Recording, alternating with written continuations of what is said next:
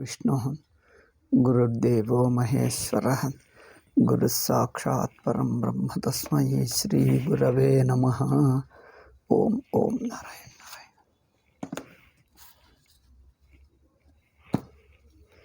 ಏನು ಲೈಟ್ ఎందుకు లేదు ఇంత?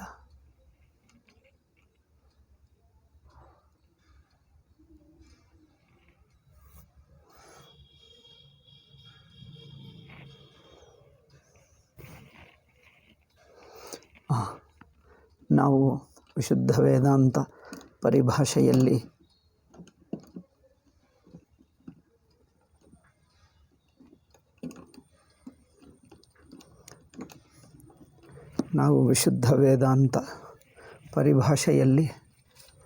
ಏನು ಹೇಳ್ತಾ ಇದ್ದೀವಿ ಅಂದರೆ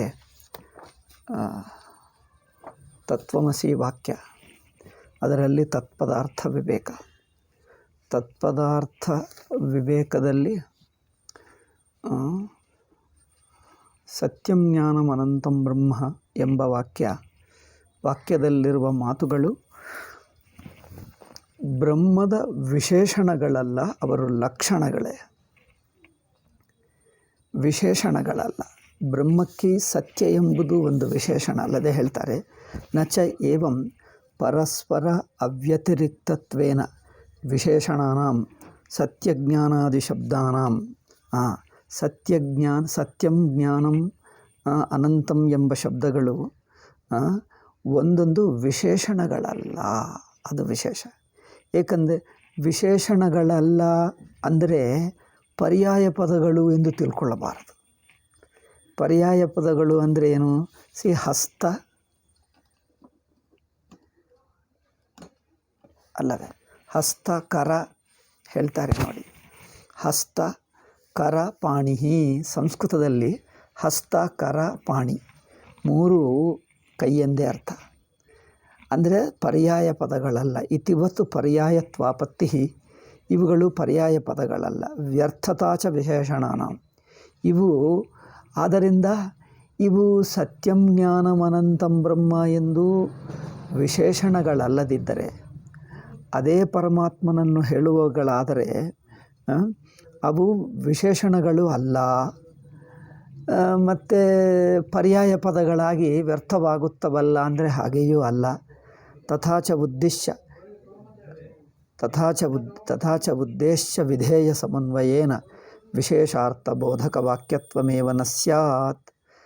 ಅಂದರೆ ಉದ್ದೇಶ್ಯ ವಿಧೇಯ ಸಮನ್ವಯೇನ ವಿಶೇಷಾರ್ಥ ಬೋಧಕ ವಾಕ್ಯತ್ವಮೇವ ನ ಸ್ಯಾತ್. ಸತ್ಯಂ ಜ್ಞಾನಮನಂತಂ ಬ್ರಹ್ಮ ಇತ್ಯಾದೀನಾಮಿತಿ ಶಂಕ್ಯಂ. ಅದರಿಂದ ಪದಗಳು ವ್ಯರ್ಥವಾಗುತ್ತದಲ್ಲ, ಹಾಗಾದರೆ ವಾಕ್ಯವೇ ಹೊಂದಲ್ಲ. ಅಂದರೆ ಹೇಳ್ತಾನೆ, ಯಥಾ ದೇವದತ್ತಸ್ಯ ಏಕಸ್ಯೈವ.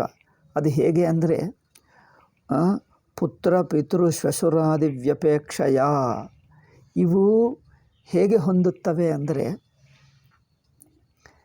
ಒಂದು ಉದಾಹರಣೆ ಕೊಡ್ತಾ ಇದ್ದಾರೆ. ಪರ್ಯಾಯ ಪದಗಳಲ್ಲ, ವಿಶೇಷಣಗಳು ಅಲ್ಲ, ಒಂದೇ ಪರಮಾತ್ಮನನ್ನು ತಿಳಿಸುವ ಲಕ್ಷಣಗಳು. ಅದು ಹೇಗೆ ಹೊಂದುತ್ತದೆ ಹೇಳ್ತಾ ಇದ್ದಾನೆ ನೋಡಿ. ದೇವದತ್ತಸ್ಯ ಏಕಸ್ಯೈವ ಪುತ್ರ ಪಿತೃ ಶ್ವಶುರಾದಿ ವ್ಯಪೇಕ್ಷಯ ಅಮುಷ್ಯ ಪಿತಾ ಅಮುಷ್ಯ ಪುತ್ರ ಅಮುಷ್ಯ ಜಾಮಾತ ಇತ್ಯೇವ ಮಾದಿರೀತ್ಯ ಭಿನ್ನ ಭಿನ್ನ ಶಬ್ದೈರ್ವ್ಯವಹಾರ. ಒಬ್ಬನೇ ಮನುಷ್ಯನನ್ನು ಒಬ್ಬನೇ ಉದಾಹರಣೆ ಹೇಳ್ತಾ ಇದ್ದಾನೆ. ಒಬ್ಬನೇ ದೇವದತ್ತ, ಒಬ್ಬನೇ ದೇವದತ್ತವನ್ನು ನಾವು ಬಗೆ ಬಗೆಯಾಗಿ ಹೇಳುವುದು. ಹೇಗೆ? ಅಮುಷ್ಯ ಪಿತಾ ಅಮುಷ್ಯ ಪುತ್ರ ಅಮುಷ್ಯ ಜಾಮಾತ. ಒಬ್ಬನನ್ನೇ ಬಗೆ ಬಗೆ ಸಂಬಂಧಗಳಿಂದ ಹೇಳುತ್ತೇವೆ. ಹಾಗೆ ಸತ್ಯಂ ಜ್ಞಾನಮನಂತಂ ಬ್ರಹ್ಮ ಎಂಬ ಮಾತುಗಳು ಒಂದೇ ಪರಮಾತ್ಮನನ್ನು ವಿಶುದ್ಧ ವೇದಾಂತ ಪರಿಭಾಷಾ ಎಂಬ ವೇದಾಂತ ಗ್ರಂಥವನ್ನು ಹೇಳ್ತಾ ಇದ್ದೀವಿ ಹಿಂದಿನ ಹಾಗೆ. ಅದಿನ್ನೂ ನಡೆಯುತ್ತಾ ಇದೆ. ಅಂತ ಅಮುಷ್ಯ ಜಾಮಾತ ಇತ್ಯೇವ ಮಾದಿರೀತ್ಯ ಭಿನ್ನ ಭಿನ್ನ ಶಬ್ದೈರ್ವ್ಯವಹಾರ. ಭಿನ್ನ ಶಬ್ದಗಳು ಪರ್ಯಾಯ ಪದಗಳಲ್ಲ, ವಿಶೇಷಣಗಳಲ್ಲ. ಆದರೂ ವಿವಿಧ ದೃಷ್ಟಿಗಳಿಂದ ಒಬ್ಬನನ್ನೇ ವಿವಿಧ ಕೋಣಗಳಿಂದ ಹೇಳ್ತೀವಿ ಏವಮತ್ರಾಪಿ ಅನೃತ ಜಡ ದುಃಖಾದಿ ವ್ಯಾವರ್ತ ವಿಶೇಷಾಪೇಕ್ಷೆಯ ಸತ್ಯಂ ಅಂದರೆ ಅನೃತವಲ್ಲ. ಸತ್ಯಂ ಅಂದರೆ ಅರ್ಥವೇನು? ಸತ್ಯಂ ಜ್ಞಾನಮನಂತಂ ಬ್ರಹ್ಮ. ಸತ್ಯಂ ಅಂದರೆ ಪರಿಮಿತತ್ವವಲ್ಲ, ಅನಂತ ಅಂದರೆ ಪರಿಮಿತವಲ್ಲ, ಜ್ಞಾನಂ ಅಂದರೆ ಅಚೇತನವಲ್ಲ, ಸತ್ಯಂ ಅಂದರೆ ಅನೃತವಲ್ಲ, ಮಿಥ್ಯೆ ಅಲ್ಲ. ಹೀಗೆ ಒಂದೊಂದು ಮಾತು ಇನ್ನೊಂದನ್ನು ತನಗೆ ವಿರುದ್ಧವಾಗಿದ್ದನ್ನು ನಿಷೇಧ ಮಾಡಿ ಬ್ರಹ್ಮವನ್ನು ತಿಳಿಸುತ್ತಾ ಇವೆ. ದುಃಖಾದಿ ವ್ಯಾವರ್ತ ವಿಶೇಷಾಪೇಕ್ಷೆಯ ಭಿನ್ನ ಭಿನ್ನ ಶಬ್ದ ಪ್ರಯೋಗೋಪಪತ್ತೇ ನ ಚ ಏವಮಪಿ ಲೋಕೆ ಕಸ್ಯಚಿದರ್ಥಃ ಅಸ್ತೀತಿ ಭಾನಕಾಲೆ ಏವಂ ಜ್ಞಾನಮಿತ್ಯಪಿ ಭಾನಪ್ರಸಂಗಃ ಏಕಸ್ಯೈವ ಬ್ರಹ್ಮಣಸ್ತತ್ರ ತಥಾ ಅವಭಾಸಾತಿತಿ ಶಂಕನೀಯಂ ಸಚ್ಚತ್ಯಚ್ಚಾಭವತ್ ವಿಜ್ಞಾನಂಚ ಇತ್ಯಾದಿ ಶ್ರುತ್ಯುಪದಿಷ್ಟದಿಶಾ ಕ್ವಚಿದ್ ಅಸ್ತಿತ್ವರೂಪೇಣ ಕ್ವಚಿಚ್ಚ ಜ್ಞಾನರೂಪೇಣ ಭಾನೆ ಬಾಧಕ ಅಭಾವಾತ್ ಏಕಸ್ಯ ಏವ ರಜ್ವಾಃ ಕಸ್ಯಚಿತ್ ಸರ್ಪರೂಪೇಣ ಭಾಸಮಾನಾಯಾಃ ತತ್ ಸಮಸಮಯೇ ಏವ ಅನ್ಯಸ್ಯ ಭೂಛಿದ್ರರೂಪೇಣ ಭಾಸಮಾನಾಯಾಃ ಏಕಸ್ಯ ಪುರುಷಸ್ಯ. ಈ ವಾಕ್ಯ ಪೂರ್ತಿ ಓದ್ತೀನಿ, ಓದಿ ಅರ್ಥ ಹೇಳ್ತೀನಿ. ಏಕಸ್ಯೈವ ಪುರುಷಸ್ಯ ಹಿ ಕಿಂ ಕಾರಣಂ ರೂಪದ್ವಯೇನಾಪಿ ಪ್ರತ್ಯವಭಾಸೋ ನ ಭವತಿ ಇತ್ಯಾಕ್ಷೇಪಾನು ಅನುಪಪತ್ತಿವತ್ ಯಥೋತ್ಥಾಪಿತ ಆಕ್ಷೇಪಸ್ಯಾಪ್ಯುಪಪತ್ತೇಃ ಯಥಾದೃಷ್ಟಮೇವ ಹಿ ವಸ್ತು ಸ್ವಭಾವ ವ್ಯವಸ್ಥೆ. ಹಿಂದೆ ಹೇಳಿದ ಹಾಗೆ ಆ ಒಂದೊಂದು ಪದ ಒಂದೇ ಪರಮಾತ್ಮನನ್ನು ವಿವಿಧ ಕೋಣಗಳಿಂದ ತಿಳಿಸುತ್ತಾ ಇವೆ ಅಷ್ಟೇ. ವಿವಿಧ ಕೋಣಗಳಿಂದ, ವಿವಿಧ ದೃಷ್ಟಿಗಳಿಂದ ಆ ಮಾತುಗಳು ತಿಳಿಸುತ್ತಾ ಇವೆ.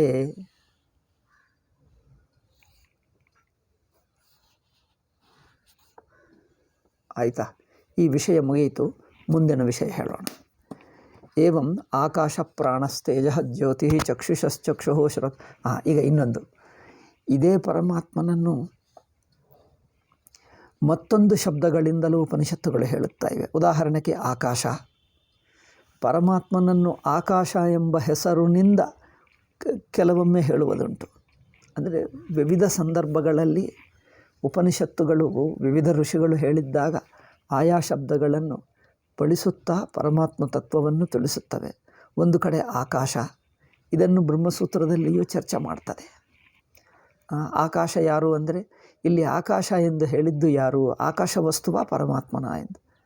ಬರೀ ಪರಮಾತ್ಮನನ್ನು ಆಕಾಶ ಹೇಳುತ್ತಾ ಇದೆ ಎಂದು. ಹೌದು, ಆಕಾಶದಿಂದ, ಆಕಾಶ ಹೇಗೆ ನಿರಾಕಾರವೋ ಸರ್ವವ್ಯಾಪಕವೋ ಹಾಗೆ ಪರಮಾತ್ಮ ಸರ್ವವ್ಯಾಪಕ ಎಂದು ತಿಳಿಸುವುದಕ್ಕೆ ಆಕಾಶ ಶಬ್ದದಿಂದ, ಆಕಾಶ ಹೆಸರಿನಿಂದ ಪರಮಾತ್ಮನನ್ನೇ ತಿಳಿಸುತ್ತದೆ. ಪ್ರಾಣ ಶಬ್ದವೂ ಪರಮಾತ್ಮನೇ. ತೇಜ ಅಗ್ನಿ, ಜ್ಯೋತಿ ಅಂದರೆ ಬೆಳಕು. ಇನ್ನೊಂದು ಕಡೆ ಏನು ಹೇಳ್ತದೆ? ಚಕ್ಷುಷಶ್ಚಕ್ಷು, ಕೇನೋಪನಿಷತ್ತು ಹೇಳ್ತದೆ ನೋಡಿ. ಕಣ್ಣಿಗೆ ಕಣ್ಣು, ಕಣ್ಣಿನ ಕಣ್ಣು ಎಂಬ ಹೆಸರಿನಿಂದಲೂ ಕಣ್ಣಿನ ಕಣ್ಣು, ಮನಸ್ಸಿನ ಮನಸ್ಸು, ಬುದ್ಧಿಗೆ ಬುದ್ಧಿ ಪರಮಾತ್ಮ. ಪರಮಾತ್ಮನನ್ನು ಕಣ್ಣಿಗೆ ಕಣ್ಣು, ಕಣ್ಣಿನ ಕಣ್ಣು, ಮನಸ್ಸಿನ ಮನಸ್ಸು ಎಂಬ ರೂಪವಾಗಿಯೂ ತಿಳಿಸುವುದುಂಟು. ಚಕ್ಷುಷಶ್ಚಕ್ಷು ಶ್ರೋತ್ರಸ್ಯ ಶ್ರೋತ್ರಂ ಪ್ರಾಣಸ್ಯ ಪ್ರಾಣಃ ಮನಸೋ ಮನಃ ಇತ್ಯಾದಿಷ್ವಪಿ ತತ್ತತ್ ಶಬ್ದ ಪ್ರವೃತ್ತಿ ನಿಮಿತ್ತವದ್ ಭೂತೇಂದ್ರಿಯಾದಿಕಂ ವ್ಯಾವರ್ತ ಶ್ರುತಿ ಬಲಾತ್. ಅಂದರೆ ಭೂತಗಳನ್ನು ವ್ಯಾವರ್ತ. ಹಿಂದೆ ನೋಡಿ, ಆಕಾಶ ಪ್ರಾಣ ತೇಜ ಜ್ಯೋತಿ ಎಂಬುದು ಪಂಚಭೂತಗಳನ್ನು ನಿಷೇಧ ಮಾಡಿ, ಅದಲ್ಲ, ಪಂಚಭೂತಗಳನ್ನು ನಿಷೇಧ ಮಾಡಿ ಪರಮಾತ್ಮನನ್ನು ತೋರಿಸುತ್ತಾ ಇದೆ. ಹಾಗೆ ಚಕ್ಷುಷಶ್ಚಕ್ಷು ಶ್ರೋತ್ರಸ್ಯ ಶ್ರೋತ್ರಂ, ಕಣ್ಣಿನ ಕಣ್ಣು, ಕಿವಿಯ ಕಿವಿ ಅಂದರೆ ಅದು ಹಾಗೆಯೇ ಇಂದ್ರಿಯಗಳನ್ನು ನಿಷೇಧ ಮಾಡಿ ಇಂದ್ರಿಯಕ್ಕೆ ಮೂಲ ಸ್ವರೂಪ ಯಾವ ತತ್ವದಿಂದ ಇಂದ್ರಿಯವು ಇಂದ್ರಿಯವಾಗಿ ಕೆಲಸ ಮಾಡ್ತಾ ಇದೆಯೋ, ಮನಸ್ಸು ಮನಸ್ಸಾಗಿ ಕೆಲಸ ಮಾಡುವುದಕ್ಕೆ ಮೂಲ ತತ್ವ ಯಾವುದೋ ಅದನ್ನು ತಿಳಿಸುವುದಕ್ಕೆ ಈ ಪ್ರಕ್ರಿಯೆ ಈ ಬಗೆ ತಿಳಿಸುತ್ತಾ ಇದೆ. ಶ್ರೋತ್ರಸ್ಯ ಪ್ರಾಣಸ್ಯ ಪ್ರಾಣಃ ಮನಸೋ ಮನಃ, ಮನಸ್ಸಿಗೆ ಮನಸ್ಸು. ಏಕೆಂದರೆ ನೇರಾಗಿ ಶಬ್ದದಿಂದ ಪರಮಾತ್ಮ ತತ್ವ ಹೇಳೋಕ್ಕಾಗಲ್ಲ, ಯಾವ ಶಬ್ದಕ್ಕೆ ವಿಷಯವಾಗಲ್ಲ. ಅದರಿಂದ ಹೀಗೆ ಇಂದ್ರಿಯಕ್ಕೂ ಇಂದ್ರಿಯ, ಮನಸ್ಸಿಗೂ ಮನಸ್ಸು, ಹೀಗೆ ಅಂದರೆ ಮನಸ್ಸಿನ ಮೂಲ ಸ್ವರೂಪ ಮನಸ್ಸಾಗಿ ತೋರುತ್ತದೆ. ಮನಸ್ಸಾಗಿ ತೋರುವುದಕ್ಕೆ ಯಾವ ಮೂಲತತ್ವವಿದೆಯೋ ಅದು ಎಂದು ಹೀಗೆ ಮನಸ್ಸಿನ ಮೂಲ ಸ್ವರೂಪವಾಗಿ ಹೇಳುತ್ತಾ ಇದೆ.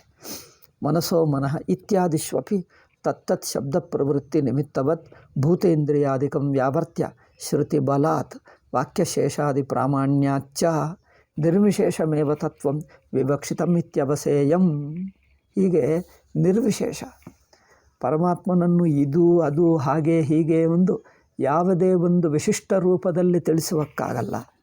ಏಕೆಂದರೆ ಅವರು ವಿಶಿಷ್ಟ ರೂಪ ಪರಿಮಿತವಾಗಿ ಬಿಡ್ತದೆ. ಯಾವುದೇ ಗುಣ, ಯಾವುದೇ ಕ್ರಿಯಾ, ಯಾವುದೇ ಶಕ್ತಿ, ಯಾವುದೇ ಒಂದು ಹೇಳಿಬಿಟ್ಟರೆ ಅದು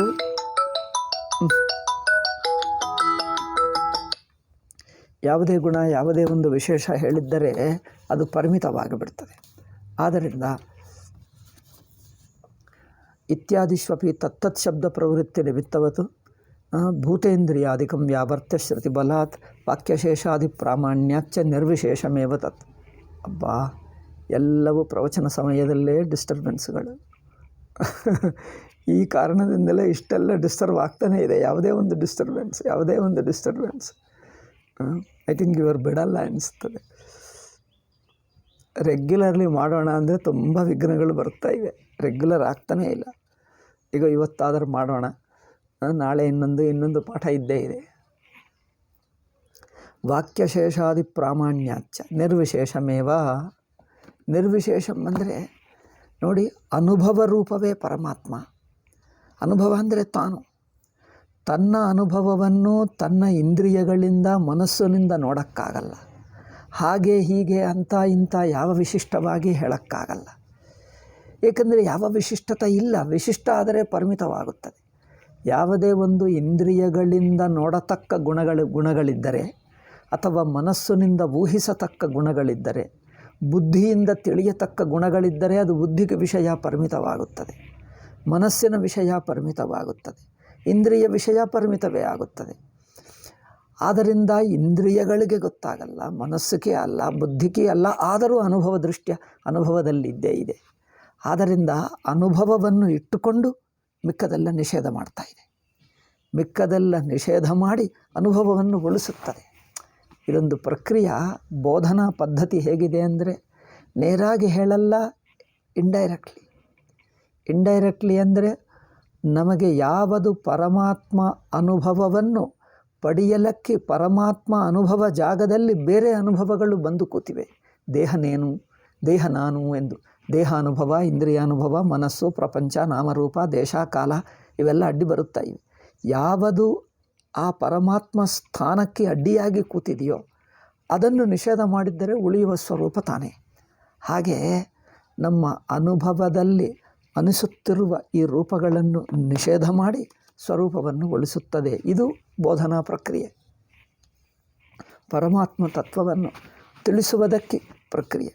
ಆದ್ದರಿಂದ ಇಲ್ಲಿ ನಿರ್ವಿಶೇಷಂ ಅಂದರೆ ಮನಸ್ಸು ಜನರು ಪರಮಾತ್ಮ ತತ್ವ ಹೇಗಿರುತ್ತದೆ ಎಂದು ತೀರ್ಮಾನ ಮಾಡಲಿಕ್ಕೆ ಹೋಗ್ತಾರೆ. ಫಿಲಾಸಫರ್ಸ್ ಆಗಲಿ, ಸೈಂಟಿಸ್ಟ್ಗಳಾಗಲಿ, ಜಗತ್ತಿನ ತತ್ವ ಹೇಗಿರುತ್ತದೆ ಎಂದು ಎಲ್ಲರೂ ಯಾರು ಯೋಚನೆ ಮಾಡಿದ್ದೆ. ಇವರೆಲ್ಲರೂ ಮಾಡುತ್ತಿರುವ ಒಂದು ಬೇಸಿಕ್ ತಪ್ಪೇನೆಂದರೆ, ದರ್ಶನಕಾರರು, ಪ್ರಾಚೀನ ದರ್ಶನರಾಗಲಿ, ಆಧುನಿಕ ದರ್ಶನಕಾರರಾಗಲಿ, ಅಥವಾ ಸೈಂಟಿಸ್ಟ್ಗಳಾಗಲಿ, ಮಿಕ್ಕ ತತ್ವಾನ್ವೇಷಕರು, ತತ್ವ ಎಂಬುದು ನಮ್ಮ ಇಂದ್ರಿಯಗಳಿಗೆ, ಮನಸ್ಸಿಗೆ ಗೊತ್ತಾಗುವಂಥದ್ದ. ಇಂದ್ರಿಯ ಮನಸ್ಸುಗಳಿಗೆ ಗೊತ್ತಾಗುವಂಥದ್ದಾದರೆ ಅದರಲ್ಲಿ ಏನು ತಪ್ಪಾಗ್ತದೆ ಎಂದು ಯಾರೂ ನೋಡಲೇ ಇಲ್ಲ. ಇಂದ್ರಿಯ ಮನಸ್ಸುಗಳಿಂದ ಗೊತ್ತಾಗುವಂಥದ್ದಾದರೆ ಅದು ಪರಿಮಿತವಾಗಿ ಬಿಡ್ತದೆ. ಒಂದು ವಿಷಯ ಆಗಿಬಿಟ್ಟರೆ ಜ್ಞೇಯವಾದರೆ ಜ್ಞಾತ ಯಾರು? ಇಲ್ಲಿ ನೋಡಿ, ಆಬ್ಜೆಕ್ಟ್ ಆಗಿಬಿಟ್ಟರೆ ಸಬ್ಜೆಕ್ಟ್ ಯಾರು? ಸಬ್ಜೆಕ್ಟ್ ಅಲ್ಲವಾ? ಆಬ್ಜೆಕ್ಟೇ ಪರಮಾತ್ಮನ. ಅಂದರೆ ವಿಷಯವೇ ಪರಮಾತ್ಮ, ಸಬ್ಜೆಕ್ಟ್ ಅಲ್ಲವಾ? ಆದ್ದರಿಂದ ಹೀಗೆ ಇವರು ತತ್ವಾನ್ವೇಷಕರು ಪ್ರಪಂಚ ಪದಾರ್ಥ ಹಾಗೆಯೇ ಪರಮಾತ್ಮ ತತ್ವ ಎನ್ನುವುದು ಒಂದು ಪದಾರ್ಥ ಎಂದು ಇಟ್ಟುಕೊಂಡು ಹೊರಟಿದ್ದಾರೆ. ದಾರ್ಶನಿಕರು ಹಾಗೆ, ಅಂದರೆ ಈಸ್ಟರ್ನ್ ಫಿಲಾಸಫರ್ಸ್ ಆಗಲಿ, ವಿವಿಧ ಸ್ಕೂಲ್ಸ್ ಇವೆ ನಮ್ಮಲ್ಲಿ ಭಾರತ ದೇಶದಲ್ಲಿ. ಅವರು ಹಾಗೆ ಪರಮಾತ್ಮ ಹಾಗಿದ್ದಾನೆ ಹೀಗಿದ್ದಾನೆ ಎಂದು ಅವರ ಗುಣಗಳನ್ನು ವರ್ಣಿಸುವುದರಲ್ಲೇ ಬ್ಯುಸಿಯಾಗಿದ್ದಾರೆ.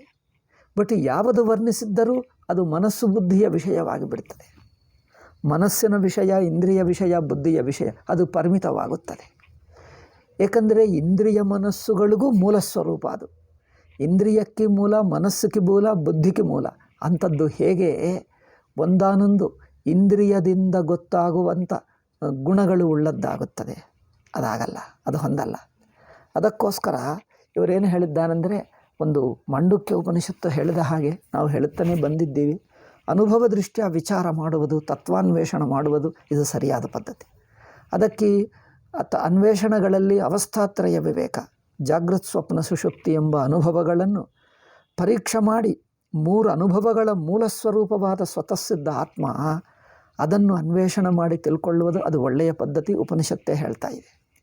ಜಾಗೃತ ಅವಸ್ಥಾ, ಇಡೀ ಜಾಗೃತ ಪ್ರಪಂಚದಲ್ಲಿ ದೇಶ ಕಾಲ ಸೇರಿಸಿ ಅದರಲ್ಲಿ ನಮ್ಮ ದೇಹ, ಇಂದ್ರಿಯ, ಮನಸ್ಸು ಮೂರನ್ನು ನಾನು ಬುದ್ಧಿ, ನಾನೆಂಬ ಅಹಂ ಪ್ರತ್ಯಯ, ಅಹಂ ವೃತ್ತಿಯನ್ನು ಸೇರಿಸಿರುವಂಥದ್ದು ಒಟ್ಟು ಎಚ್ಚರಾವಸ್ಥಾ, ಒಟ್ಟು ಜಾಗೃತ ಅವಸ್ಥಾ. ಈ ಒಟ್ಟು ಜಾಗೃತ ಅವಸ್ಥವನ್ನು ತಿಳಿಸುವಂಥ, ಅಂದರೆ ತಿಳಿಯುವಂಥ, ಪ್ರಕಾಶನಗೊಳಿಸುವಂಥ ಯಾವ ಅರಿವಿದೆಯೋ ಆ ಅರಿವು ಅವಸ್ಥೆ ಒಳಗೆ ಒಂದಾನೊಂದು ಪದಾರ್ಥ ಅಲ್ಲ, ಒಂದಾನೊಂದು ಅನುಭವವಲ್ಲ, ಅವಸ್ಥೆ ಒಳಗಿನ ಅನುಭವವಲ್ಲ, ಒಟ್ಟವಸ್ಥಾ ಅನುಭವ. ನೋಡಿ, ಒಟ್ಟವಸ್ಥವನ್ನು ತಿಳಿಯುವ ಅರಿವು, ಅರಿವಿನ ಸ್ವರೂಪ ಅದು. ಒಟ್ಟವಸ್ಥವನ್ನು ಬೆಳಗಿಸುವ ಸ್ವರೂಪ. ಆ ಸ್ವರೂಪ ಅವಸ್ಥೆ ಒಳಗಿನ ಒಂದಾನೊಂದು ಪದಾರ್ಥ ಅಲ್ಲ, ಒಂದಾನೊಂದು ಅನುಭವವೂ ಅಲ್ಲ. ನೋಡಿ, ನಮಗೆ ಅವಸ್ಥೆ ಒಳಗೆ ಜಾಗೃತ ಅವಸ್ಥೆ ಅಂದರೆ ಏನೇನಿರುತ್ತವೆ, ಕಣ್ಣಿಗೆ ಗೊತ್ತಾಗುವಂಥ ನಾಮರೂಪಗಳು ಬೇಕಾದಷ್ಟಿವೆ, ಮನಸ್ಸಿಗೆ ಗೊತ್ತಾಗುವಂಥ ಎಮೋಷನ್ಸ್ ಇವೆ, ಬುದ್ಧಿಗೆ ಗೊತ್ತಾಗುವಂಥ ಕಾನ್ಸೆಪ್ಟುಗಳು, ಸಿದ್ಧಾಂತಗಳು, ಅಭಿಪ್ರಾಯಗಳು, ಬುದ್ಧಿಯಿಂದ ಏನೇನು ಗೊತ್ತಾಗ್ತವೆ ನೋಡಿ, ಬುದ್ಧಿ ವಿಷಯಗಳು, ಭಾವಗಳು ಅಂದರೆ ಭಾವನೆಗಳು, ಕಾನ್ಸೆಪ್ಟುಗಳು, ಅಭಿಪ್ರಾಯಗಳು, ಸಿದ್ಧಾಂತಗಳು, ಐಡಿಯಾಸ್, ಕಾನ್ಸೆಪ್ಟ್, ಇವೆಲ್ಲ ಬೌದ್ಧಿಕ ವಿಷಯಗಳು. ಮನಸ್ಸಿನಿಂದ ಆಗುವ ಎಮೋಷನ್ಸ್ ಆ್ಯಂಡ್ ಎಕ್ಸ್ಪೀರಿಯನ್ಸಸ್ ಅಲ್ಲವೇ, ಪೇನ್, ಪ್ಲೆಜರ್ ಮುಂತಾದ ಎಮೋಷ್ನಲ್ ಭಾವೋದ್ವೇಗಗಳು, ಅನುಭವಗಳು. ಇಂದ್ರಿಯಗಳಿಗೆ ಗೊತ್ತಾಗುವಂಥ ಮಿಕ್ಕ ಶಬ್ದ, ಸ್ಪರ್ಶ, ರೂಪ, ರಸಗಂಧ ಇವೆಲ್ಲ. ಅಷ್ಟೇ ಅಲ್ಲದೆ ಮನಸ್ಸಿನಿಂದ ಗೊತ್ತಾಗುವುದು ದೇಶ. ದೇಶವನ್ನು 3 ಬಗೆಯಾಗಿ ವಿಂಗಡಿಸ್ತೀವಿ: ಹತ್ತಿರ, ದೂರ, ಪರೋಕ್ಷ. ಇಲ್ಲಿ, ಅಲ್ಲಿ, ಎಲ್ಲಿಯೋ ಇರುತ್ತದೆ. ಕಾಲನೂ 3 ಬಗೆಯ, ಭೂತ, ವರ್ತಮಾನ, ಭವಿಷ್ಯತ್ತೆಂದು 3 ವಿಂಗಡವಾಗಿ ಕಾಲವನ್ನು ನೋಡ್ತೀವಿ, ದೇಶವನ್ನು ನೋಡ್ತೀವಿ. ಆದರೆ ಈ 3 ಬಗೆಯಾಗಿರುವ ಅಂದರೆ ದೇಶರೂಪ ಅನುಭವ, ಇಲ್ಲಿ, ಅಲ್ಲಿ, ಎಲ್ಲಿಯೋ ಎಂದು 3 ರೂಪ ಅನುಭವ, ಹಿಂದೆ, ಈಗ, ಮುಂದೆ ಎನ್ನುವುದು ಕಾಲರೂಪ ಅನುಭವ. ಈ ಅನುಭವಗಳೆಲ್ಲ ಜಾಗೃತ ಅವಸ್ಥಾ ಅಂತರ್ಗತವೇ, ಜಾಗೃತ ಅವಸ್ಥೆ ಒಳಗೆ ಇವೆ. ಇಂದ್ರಿಯದಿಂದ ಗೊತ್ತಾಗುವ ಅನುಭವಗಳು ಪ್ಲಸ್ ಇಂದ್ರಿಯಗಳು, ಇಂದ್ರಿಯಗಳಿಂದ ಗೊತ್ತಾಗುವ ಪದಾರ್ಥಗಳು ಇಂದ್ರಿಯ ಅನುಭವ, ಮನಸ್ಸಿನಿಂದ ಗೊತ್ತಾಗುವ ವಿಷಯಗಳು ಮನಸ್ಸು, ಬುದ್ಧಿಯಿಂದ ಗೊತ್ತಾಗುವಗಳು ಈ ಬುದ್ಧಿಯನ್ನೇ ತಿಳ್ಕೊಳ್ತಾ ಇರುವಂಥ ಈ ನಾನೆಂಬ ಅಹಂ ಬುದ್ಧಿ. ಇಷ್ಟೆಲ್ಲ ಸೇರಿಸಿಬಿಟ್ಟರೆ ಜಾಗೃತ ಅವಸ್ಥಾ. ನೋಡಿ, ಜಾಗೃತ ಅವಸ್ಥವನ್ನು ವ್ಯಾಪಕವಾಗಿ ನೋಡಿ, ಸಮಷ್ಟಿ ಜಾಗೃತ ಅವಸ್ಥಾ, ಇಷ್ಟೆಲ್ಲ ಜಾಗೃತ ಅವಸ್ಥಾ ಇದೆ. ಈ ಜಾಗೃತ ಅವಸ್ಥೆಯನ್ನೆಲ್ಲ ಬೆಳಗುತ್ತಿರುವಂಥ ಒಂದು ಅರಿವಿನ ರೂಪ ಇದೆ, ತನ್ನ ಆತ್ಮ. ತಾನು ಅರಿವಾಗಿ ಇಡೀ ಜಾಗೃತ ಅವಸ್ಥೆಯನ್ನು ತಿಳ್ಕೊಳ್ತಾ ಇದ್ದಾನೆ. ಆ ಅರಿವು ಜಾಗೃತ ಅವಸ್ಥೆ ಒಳಗಿನ ಯಾವ ಒಂದು ಪದಾರ್ಥವಲ್ಲ. ಇಷ್ಟೆಲ್ಲ ಲಿಸ್ಟ್ ಮಾಡಿದ್ದೀವಲ್ಲ ನಾವು, ಇಂದ್ರಿಯಗಳಿಗೆ ಗೊತ್ತಾಗುವ ರೂಪ, ಮನಸ್ಸಿಗೆ ಗೊತ್ತಾಗುವ ರೂಪ, ಬುದ್ಧಿಗೆ ಗೊತ್ತಾಗುವ ಅನುಭವ, ದೇಶ, ಕಾಲ, ಈ 5 ವಿಷಯಗಳನ್ನೆಲ್ಲ ಒಟ್ಟು ಸೇರಿಸಿಬಿಟ್ಟರೆ ಜಾಗೃತ ಅವಸ್ಥೆ. ಆದರೆ ಒಟ್ಟು ಜಾಗೃತ ಅವಸ್ಥೆಯನ್ನು ಬೆಳಗಿಸುವಂಥ ಅರಿವಿದೆ, ಅದನ್ನು ಮಾಂಡುಕ್ಯ ಉಪನಿಷತ್ತಿನಲ್ಲಿ ಮೊದಲನೆಯದು ವೈಶ್ವಾನರ, ಅಂದರೆ ಒಟ್ಟು ಎಚ್ಚರದ ಅರಿವು, ವೇಕ್ಫುಲ್ ಕಾನ್ಷಸ್ನೆಸ್, ಜಾಗೃತ್ ಚೈತನ್ಯಂ ಹೇಳಿದ್ದೀವಲ್ಲ, ಅದು ಒಟ್ಟು ಜಾಗೃತ ಅವಸ್ಥವನ್ನು ತಿಳಿಯುತ್ತಾ ಇದೆ. ಜಾಗೃತ ಅವಸ್ಥದಲ್ಲಿ ಪದಾರ್ಥಗಳು ಬದಲಾಯಿಸ್ತವೆ, ಅರಿವು ಮಾತ್ರ ಹಾಗೇ ನಿರ್ವಿಕಾರವಾಗಿ ಬದಲಾಯಿಸದೆ ಎಲ್ಲವನ್ನು ಬೆಳಗಿಸ್ತಾ ಇದೆ. ನೋಡಿ, ಪದಾರ್ಥಗಳು ಬದಲಾಯಿಸ್ತವೆ, ದೇಶ ಬದಲಾಯಿಸ್ತದೆ, ಕಾಲ ಬದಲಾಯಿಸ್ತದೆ, ಬಟ್ ಒಟ್ಟು ಎಚ್ಚರದ ಅರಿವು ಒಟ್ಟವಸ್ಥೆಯನ್ನು, ಸಮಷ್ಟಿ ಅವಸ್ಥೆಯನ್ನು ತಿಳಿಸುವಂಥ, ಬೆಳಗಿಸ್ತಿರುವಂಥ ಅರಿವು ತಾನು ನಿರ್ವಿಕಾರವಾಗಿ ಏನು ಚೇಂಜ್ ಆಗದೆ ಒಟ್ಟು ಅವಸ್ಥೆಯನ್ನು ನೋಡ್ತಾ ಇದೆ. ಇನ್ನೂ ವಿವೇಕ ಮಾಡತಕ್ಕದ್ದೇನೆಂದರೆ, ಜಾಗೃತ ಅವಸ್ಥೆನೇ ಬದಲಾಯಿಸಿದ್ದರು, ಅಂದರೆ ಜಾಗೃತ ಅವಸ್ಥೆ ಬಿಟ್ಟು ಹೋಗಿ ಕನಸು ಬರುತ್ತದೆ, ಅದೇ ಅರಿವು. ನೋಡಿ, ಒಟ್ಟು ಜಾಗೃತ ಅವಸ್ಥೆಯನ್ನು ತಿಳ್ಕೊಂಡಿರುವ ಯಾವ ಅರಿವಿತ್ತೋ, ಯಾವ ಅರಿವಿದೆಯೋ ಅದೇ ಅರಿವು ಒಟ್ಟು ಕನಸನ್ನು ತಿಳಿಯುತ್ತಾ ಇದೆ. ಅಂದರೆ ಆ ಅರಿವು ಜಾಗೃತಾವಸ್ಥೆ ಒಳಗಿನ ಅನುಭವವೋ ಪದಾರ್ಥವೋ ಅಲ್ಲ. ಜಾಗೃತಾವಸ್ಥೆ ಒಳಗಿನ ಒಂದಾನೊಂದು ಪದಾರ್ಥವೋ ಒಂದಾನೊಂದು ಅನುಭವವೂ ಅಲ್ಲ. ಆ ಪದಾರ್ಥಕ್ಕೆ ಅನುಭವಕ್ಕೆ ಪರಿಮಿತವಾಗಲಿಲ್ಲ, ಕನಸಿನ ಅನುಭವಕ್ಕೆ ಪರಿಮಿತವಾಗಲಿಲ್ಲ. ಅದು ಎಚ್ಚರವನ್ನು ಬೆಳಗಿಸ್ತದೆ, ಕನಸನ್ನು ಬೆಳಗಿಸ್ತದೆ. ಎರಡಕ್ಕೆ ಸಮಾನ ಆಧಾರವಿದೆ. ಅದು ಅವಸ್ಥೆ ಒಳಗಿನದು ಒಂದೊಂದಲ್ಲ, ಒಟ್ಟವಸ್ಥೆ ಅಳಿಸಿ ಹೋಗುತ್ತದೆ. ಹೇಗೆ ಸಿನಿಮಾ ಅಥವಾ ಟಿ ವಿ ಸ್ಕ್ರೀನ್ ನೋಡಿ, ಟಿ ವಿ ಸ್ಕ್ರೀನ್ ಮೇಲೆ ಒಂದು ಚಿತ್ರ, ಒಂದು ಕಥೆ ಬರುತ್ತದೆ. ಅದೆಲ್ಲ ಒಂದು ಕಥೆ ನೋಡ್ತೀವಿ. ಒಂದು ಸಿನಿಮಾ ನೋಡಿದ ನಂತರ ಆ ಸಿನಿಮಾ ಚಿತ್ರ ಎಲ್ಲ ಅಳಿಸಿ ಹೋಗುತ್ತದೆ. ಇನ್ನೊಂದು ಬರುತ್ತದೆ, ಅದೇ ಸಿನಿಮಾ ಸ್ಕ್ರೀನ್ ಮೇಲೆ, ಅದೇ ಟಿ ವಿ ಸ್ಕ್ರೀನ್ ಮೇಲೆ ಇನ್ನೊಂದು ಬರುತ್ತದೆ. ಟಿ ವಿ ಸ್ಕ್ರೀನ್ ಎಲ್ಲ ಸಿನಿಮಾ ಚಿತ್ರಕ್ಕೆ ಆಧಾರವಾಗಿದೆ. ನೀವು ನೋಡುವ ಅನೇಕ ರೂಪಗಳು, ಆಕಾರಗಳು, ಘಟನೆಗಳು ಎಲ್ಲಕ್ಕೆ ಆಧಾರವಾಗಿದೆ. ಆದರೆ ಯಾವ ಘಟನೆ ಒಳಗೆ ತಾನು ಒಂದಾನೊಂದು ಘಟನೆ ಅಲ್ಲ. ನಿಮಗೆ ಒಂದು ಸಿನಿಮಾ ಕಥೆಯಲ್ಲಿ ಮನುಷ್ಯರು ಕಂಡು ಬರ್ತಾರೆ, ಪದಾರ್ಥಗಳು ಕಂಡು ಬರ್ತವೆ, ಘಟನೆಗಳು ಕಂಡು ಬರ್ತವೆ. ಅವೆಲ್ಲ ಅಳಿಸಿ ಹೋದರೂ ಅದು ಉಳಿಯುತ್ತದೆ ಸಿನಿಮಾದ ಸ್ಕ್ರೀನ್, ಆ ಟಿ ವಿ ಸ್ಕ್ರೀನ್. ಹಾಗೆ ಇಡೀ ಎಚ್ಚರ ಅವಸ್ಥೆಯನ್ನು ಬೆಳಗಿಸ್ತಾ ಇರುವ ಆಧಾರಭೂತ ತತ್ವ ಇದೆ ನೋಡಿ, ಅರಿವಿನ ಸ್ವರೂಪ. ಅದು ಒಟ್ಟು ಎಚ್ಚರ ಪ್ರಪಂಚ ಅಳಿಸಿ ಹೋದರೂ ತಾನು ಮಾತ್ರ ಉಳಿಯುತ್ತದೆ. ತಾನೇ ಕನಸನ್ನು ಬೆಳಗಿಸ್ತದೆ. ಕನಸು ಅಳಿಸಿ ಹೋದರೂ ಇರುತ್ತದೆ. ಅಂದರೆ ಕನಸು ಎಚ್ಚರ ಅವಸ್ಥೆಗಳು ಒಂದನ್ನೊಂದು ನಿಷೇಧ ಮಾಡಿಕೊಳ್ತವೆ. ಒಂದನ್ನೊಂದು ಎಕ್ಸ್ಚೇಂಜ್ ಮಾಡಿದ್ದರೂ ತಾನು ಮಾತ್ರ ಬರುವುದಲ್ಲ, ಹೋಗುವುದಲ್ಲ, ತಾನೇ ತಾನು ಸ್ವಯಂ ಆಗಿ ನಿಂತಿದೆ ಅಲ್ಲವೇ? ಜಾಗೃತಾವಸ್ಥೆಯಲ್ಲಿ ನಾನು ಬುದ್ಧಿ ಹೋಗುತ್ತದೆ ನೋಡಿ, ನಾನು ಈ ಥಾಟ್ ಮುಳುಗಿ ಹೋಗುತ್ತದೆ, ಅಳಿಸಿ ಹೋಗುತ್ತದೆ. ಅದು ನಾನೆಂಬ ವೃತ್ತಿ ಇಲ್ಲದೆ, ನಾನೆಂಬ ಥಾಟ್ ಇಲ್ಲದೆ ಅರಿವು ಮಾತ್ರ ಇದೆ ನೋಡಿ, ಅರಿವು ಮಾತ್ರ ಇದೆ. ಅದು ಸುಮ್ಮನೆ ಅರಿವು. ಅದಕ್ಕೆ ಎರಡನೇ ವಸ್ತುವಿನ ಸಂಬಂಧ ಬೇಕಾಗಿಲ್ಲ. ಅರಿವಂದರೆ ನಾವೇನು ತಿಳ್ಕೊಳ್ತೀವಿ ಸಾಮಾನ್ಯವಾಗಿ, ಬೆಳಕು ಅಂದರೆ ಇನ್ನೊಬ್ಬ ವಿಷಯವನ್ನು ಬೆಳಗಿಸುತ್ತಿರುವುದೇ ಬೆಳಕು ಅಂದ್ಕೊಳ್ತೀವಿ. ಇನ್ನೊಂದನ್ನು ಬೆಳಗಿಸುತ್ತಿರುವುದನ್ನೇ ಬೆಳಕು ಅಂದ್ಕೊಳ್ತೀವಿ. ಆದರೆ ನಿಜವಾದ ಬೆಳಕಿಗೆ ಇನ್ನೊಂದು ವಸ್ತುವೇನು ಬೇಕಾಗಿಲ್ಲ. ವಸ್ತುವಿಲ್ಲದಿದ್ದರೂ ಅದು ಬೆಳಗಿಸ್ತದೆ. ಏಕೆ ಅಂದರೆ ಅದರ ಸ್ವಭಾವವೇ ಬೆಳಗಿಸುವುದು. ಬೆಳಕು ನೋಡಿ, ಸೂರ್ಯನ ಬೆಳಕು, ಯಾವುದೇ ಒಂದು ವಿಷಯವಿದ್ದರೆ ಅದು ಬೆಳಕಾಗುತ್ತದೆ. ವಿಷಯವಿಲ್ಲದಿದ್ದರೆ ಬೆಳಕಲ್ಲವ. ವಿಷಯವಿದ್ದರೆ ಬೆಳಗಿಸುತ್ತದೆ, ಇಲ್ಲದಿದ್ದರೆ ಇಲ್ಲ ಎಂದು ತಿಳಿಸುತ್ತದೆ. ಅದಕ್ಕೆ ವಿಷಯ ಬೇಕಾಗಿಲ್ಲ. ವಿಷಯ ಸಾಪೇಕ್ಷವಲ್ಲ. ವಿಷಯ ಸಾಪೇಕ್ಷವಲ್ಲದೆ ಅದು ಬೆಳಕಿನ ಸ್ವಭಾವವಾಗುವುದೇ ಬೆಳಕು. ಅದಕ್ಕೆ ವಿಷಯ ಬೇಕಾಗಿಲ್ಲ. ವಿಷಯ ಸಾಪೇಕ್ಷತ ಅಲ್ಲ. It is independent of an object. Its very nature is light. Light ಅಂದರೆ ಒಂದು ವಿಷಯವನ್ನು ಬೆಳಗಿಸುತ್ತಾ ಇರುವುದು ಇಲ್ಯೂಮಿನೇಷನ್ ಅಲ್ಲ. It is the nature of illumination. It is not an illuminator. Illuminator ಅಂದರೆ ಇನ್ನೊಂದು ವಿಷಯ ಬೇಕಾಗ್ತದೆ ಅಲ್ಲವೇ? ಹಾಗೆ ಇಲ್ಲಿಯೂ ಒಟ್ಟು ಎಚ್ಚರ ಇದ್ದರೆ ಬೆಳಗಿಸ್ತದೆ. ಎಚ್ಚರ ಅವಸ್ಥೆ ಅಳಿಸಿ ಹೋದರೂ ತಾನಿರುತ್ತದೆ. ಏಕೆ? ತಾನು ಎಚ್ಚರ ಅವಸ್ಥೆಯಲ್ಲಿ ಒಳಗಿನ ವಸ್ತುವಲ್ಲ. ಎಚ್ಚರ ಅವಸ್ಥೆಯಲ್ಲಿ ಆಗುತ್ತಿರುವ ಸುಖ ದುಃಖಾದಿ ನಾನು ಎಂಬ ಬುದ್ಧಿ ಅನೇಕ ಅನುಭವಗಳನ್ನು ಹೊಂದುತ್ತದೆ ನೋಡಿ. ನಾನು ಕರ್ತ, ನಾನು ಭೋಕ್ತ, ನಾನು ಸುಖಿ, ನಾನು ದುಃಖಿ, ನಾನು ಹಾಗಿದ್ದೇನೆ, ಹೀಗಿದ್ದೇನೆ ನಾನು ಎಂಬುದು ಅನೇಕ ರೂಪಗಳನ್ನು ತಾಳಿ ಅನುಭವಕ್ಕೆ ಬರುತ್ತದೆ. ಆದರೆ ಆ ನಾನು ತಾಳುವಂಥ ಅನೇಕ ರೂಪಗಳನ್ನೆಲ್ಲ ಅಳಿಸಿಬಿಟ್ಟು ನಾನೆಂಬ ವೃತ್ತಿಗೆ ಸಿಗದೆ, ನಾನೆಂಬ ವೃತ್ತಿಗೂ ಸಿಗಲ್ಲ, ನಾನೆಂಬ ವೃತ್ತಿ ರೂಪವೂ ಅಲ್ಲ. ಆ ಅರಿವು ಇದೆ ನೋಡಿ. ಅರಿವು the consciousness which doesn't assume any form including the thought notion of I ನೋಷನೂ ಇಲ್ಲ ಅದಕ್ಕೆ. ಏಕೆಂದರೆ ಅಹಂ ಬುದ್ಧಿ ಇದಂ ಬುದ್ಧಿಗೆ ಸಾಪೇಕ್ಷ. ನಾನೆಂಬ ವೃತ್ತಿ ಇಂಟರ್ನೆಟ್ ಡಿಸ್ಕನೆಕ್ಟ್ ಬರ್ತಾ ಇದೆ. ನಾನೆಂಬ ವೃತ್ತಿ ನೀನಿಗೆ ಸಾಪೇಕ್ಷ. ಸಬ್ಜೆಕ್ಟ್ ಆಲ್ವೇಸ್ ಆಬ್ಜೆಕ್ಟನ್ನು ಇಟ್ಟುಕೊಂಡೇ ಆಗುತ್ತದೆ. ಸಬ್ಜೆಕ್ಟ್ ವೃತ್ತಿ ಆಬ್ಜೆಕ್ಟನ್ನು ಇಟ್ಟುಕೊಂಡೇ ಬರುತ್ತದೆ. ಆಬ್ಜೆಕ್ಟ್ ಸಂಬಂಧವಿಲ್ಲದಿದ್ದರೆ ಸಬ್ಜೆಕ್ಟ್ ಎಂಬುದಿರುವುದಿಲ್ಲ. ಸಬ್ಜೆಕ್ಟ್ ಅಂದರೆ ಇನ್ನೊಂದನ್ನು ತಿಳಿಯುತ್ತಾ ಇರುವಂಥ, ಇನ್ನೊಂದನ್ನು ಬೆಳಗಿಸುತ್ತಾ ತಿಳ್ಕೊಳ್ಳುತ್ತಾ ಇರುವ ಸಂಬಂಧ ಬುದ್ಧಿಯನ್ನೇ ಸಬ್ಜೆಕ್ಟ್ ಎಂದು ಹೇಳಿದ್ದೇವೆ, ನಾನೆಂಬುದು ಹೇಳಿದ್ದೇವೆ. ನಾನೆಂಬ ವೃತ್ತಿ ತಾನು ಇರುವುದಿಲ್ಲ. ಇನ್ನೊಂದನ್ನು ಸಂಬಂಧದಿಲ್ಲದೆ ಹೇಳ್ತದೆ. ಆದರೆ ಒಟ್ಟು ಎಚ್ಚರವನ್ನು ನಾವು ನಿಷೇಧ ಮಾಡಿದ್ದೇವೆ. ಅಂದರೆ ಏನು?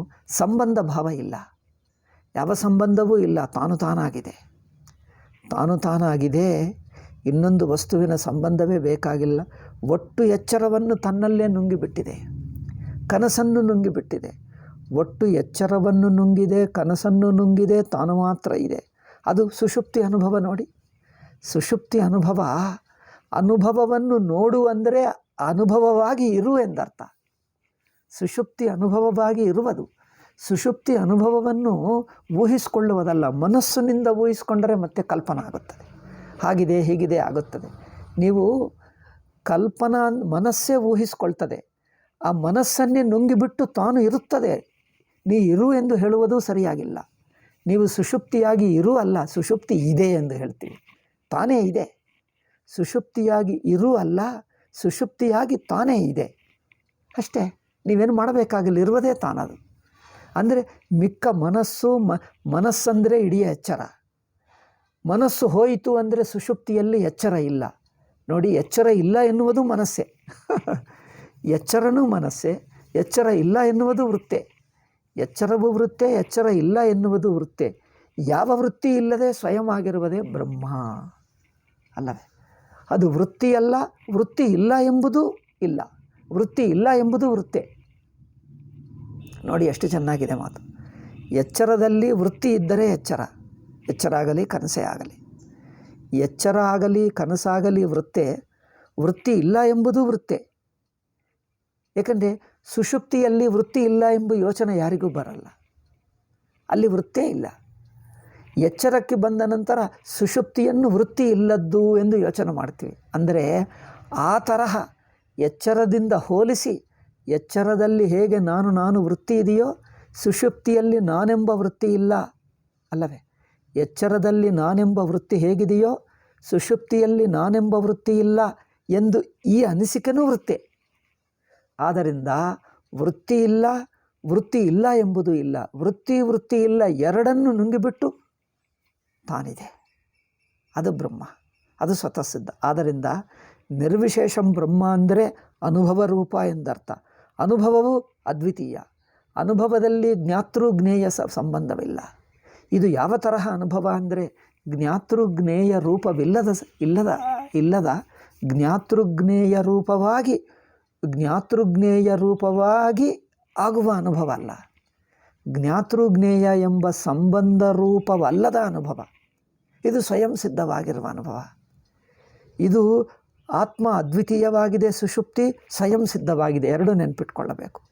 ಸ್ವಯಂ ಸಿದ್ಧ ಇದೆ, ಅದು ಅದ್ವಿತೀಯ ಅನುಭವ. ಅಂದರೆ ಅಲ್ಲಿ ಇನ್ನೊಂದಿಲ್ಲ. ಇನ್ನೊಂದು ಎನ್ನುವುದು ಯೋಚನಕ್ಕೆ ಇಲ್ಲ ಎಂಬುದು ಮತ್ತೆ ಯೋಚನ. ತನಗಿಂತ ಎರಡನೆಯದಿಲ್ಲ ಎಂಬುದು ಅದು ಯೋಚನೆ, ಆ ಯೋಚನೆಯೂ ಇಲ್ಲ. ತನಗಿಂತ ಎರಡನೆಯದು ಎನ್ನುವುದು ಯೋಚನೆ, ಇಲ್ಲ ಎಂಬುದು ಯೋಚನೆ. ತನಗಿಂತ ಎರಡನೆಯದು ಎಂಬುದು ಯೋಚನೆ, ಇಲ್ಲ ಎಂಬುದು ಯೋಚನೆ. ಆ ಯೋಚನ ರೂಪವಲ್ಲ, ಅದು ತಾನು ಸ್ವತಃ ಸಿದ್ಧ. ಈ ತರಹ ಸ್ವತಃ ಸಿದ್ಧವು ಅದು ಅದ್ವಿತೀಯ ಇದೆ. ಈ ಅದ್ವಿತೀಯವು ಹೊಸದಾಗಿ ಬರುವಂಥದ್ದಲ್ಲ, ಅದು ಸ್ವತಃ ಸಿದ್ಧ. ಸ್ವತಃ ಸಿದ್ಧ ಅಂದರೆ ನೀವು ಅದನ್ನು ಏನೂ ಮಾಡ್ತಾ ಇಲ್ಲ, ತಾನಿದೆ, ತಾನೇ ತಾನು. ಅದು ಮಾತ್ರ ಯಾವ ವೃತ್ತಿ ಅಲ್ಲ, ನಾನೆಂಬ ವೃತ್ತಿಯೂ ಅಲ್ಲ. ಇಡೀ ಬ್ರಹ್ಮಾಂಡವೂ ಮುಳುಗಿ ಹೋಯಿತು. ಸಬ್ಜೆಕ್ಟ್ ಆಬ್ಜೆಕ್ಟ್ ಜ್ಞಾತೃಜ್ಞೇಯ ಎಂಬ ಸಂಬಂಧವಿಲ್ಲದ ಸ್ವತಃ ಸಿದ್ಧ. ಆದ್ದರಿಂದ ಆ ಅನುಭವ ರೂಪವನ್ನೇ ನಿರ್ವಿಶೇಷ ಎಂದು ಹೇಳ್ತಾ ಇದೆ.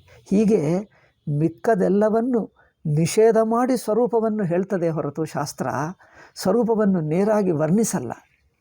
ವರ್ಣಿಸಿಬಿಟ್ಟರೆ ಅದು ವಿಶೇಷ ಆಗುತ್ತದೆ. ಇದು ಉಪನಿಷತ್ತು ವೇದಾಂತವು ವರ್ಣಿಸುವಕ್ಕೆ ಹೋಗುತ್ತಾ ಇಲ್ಲ.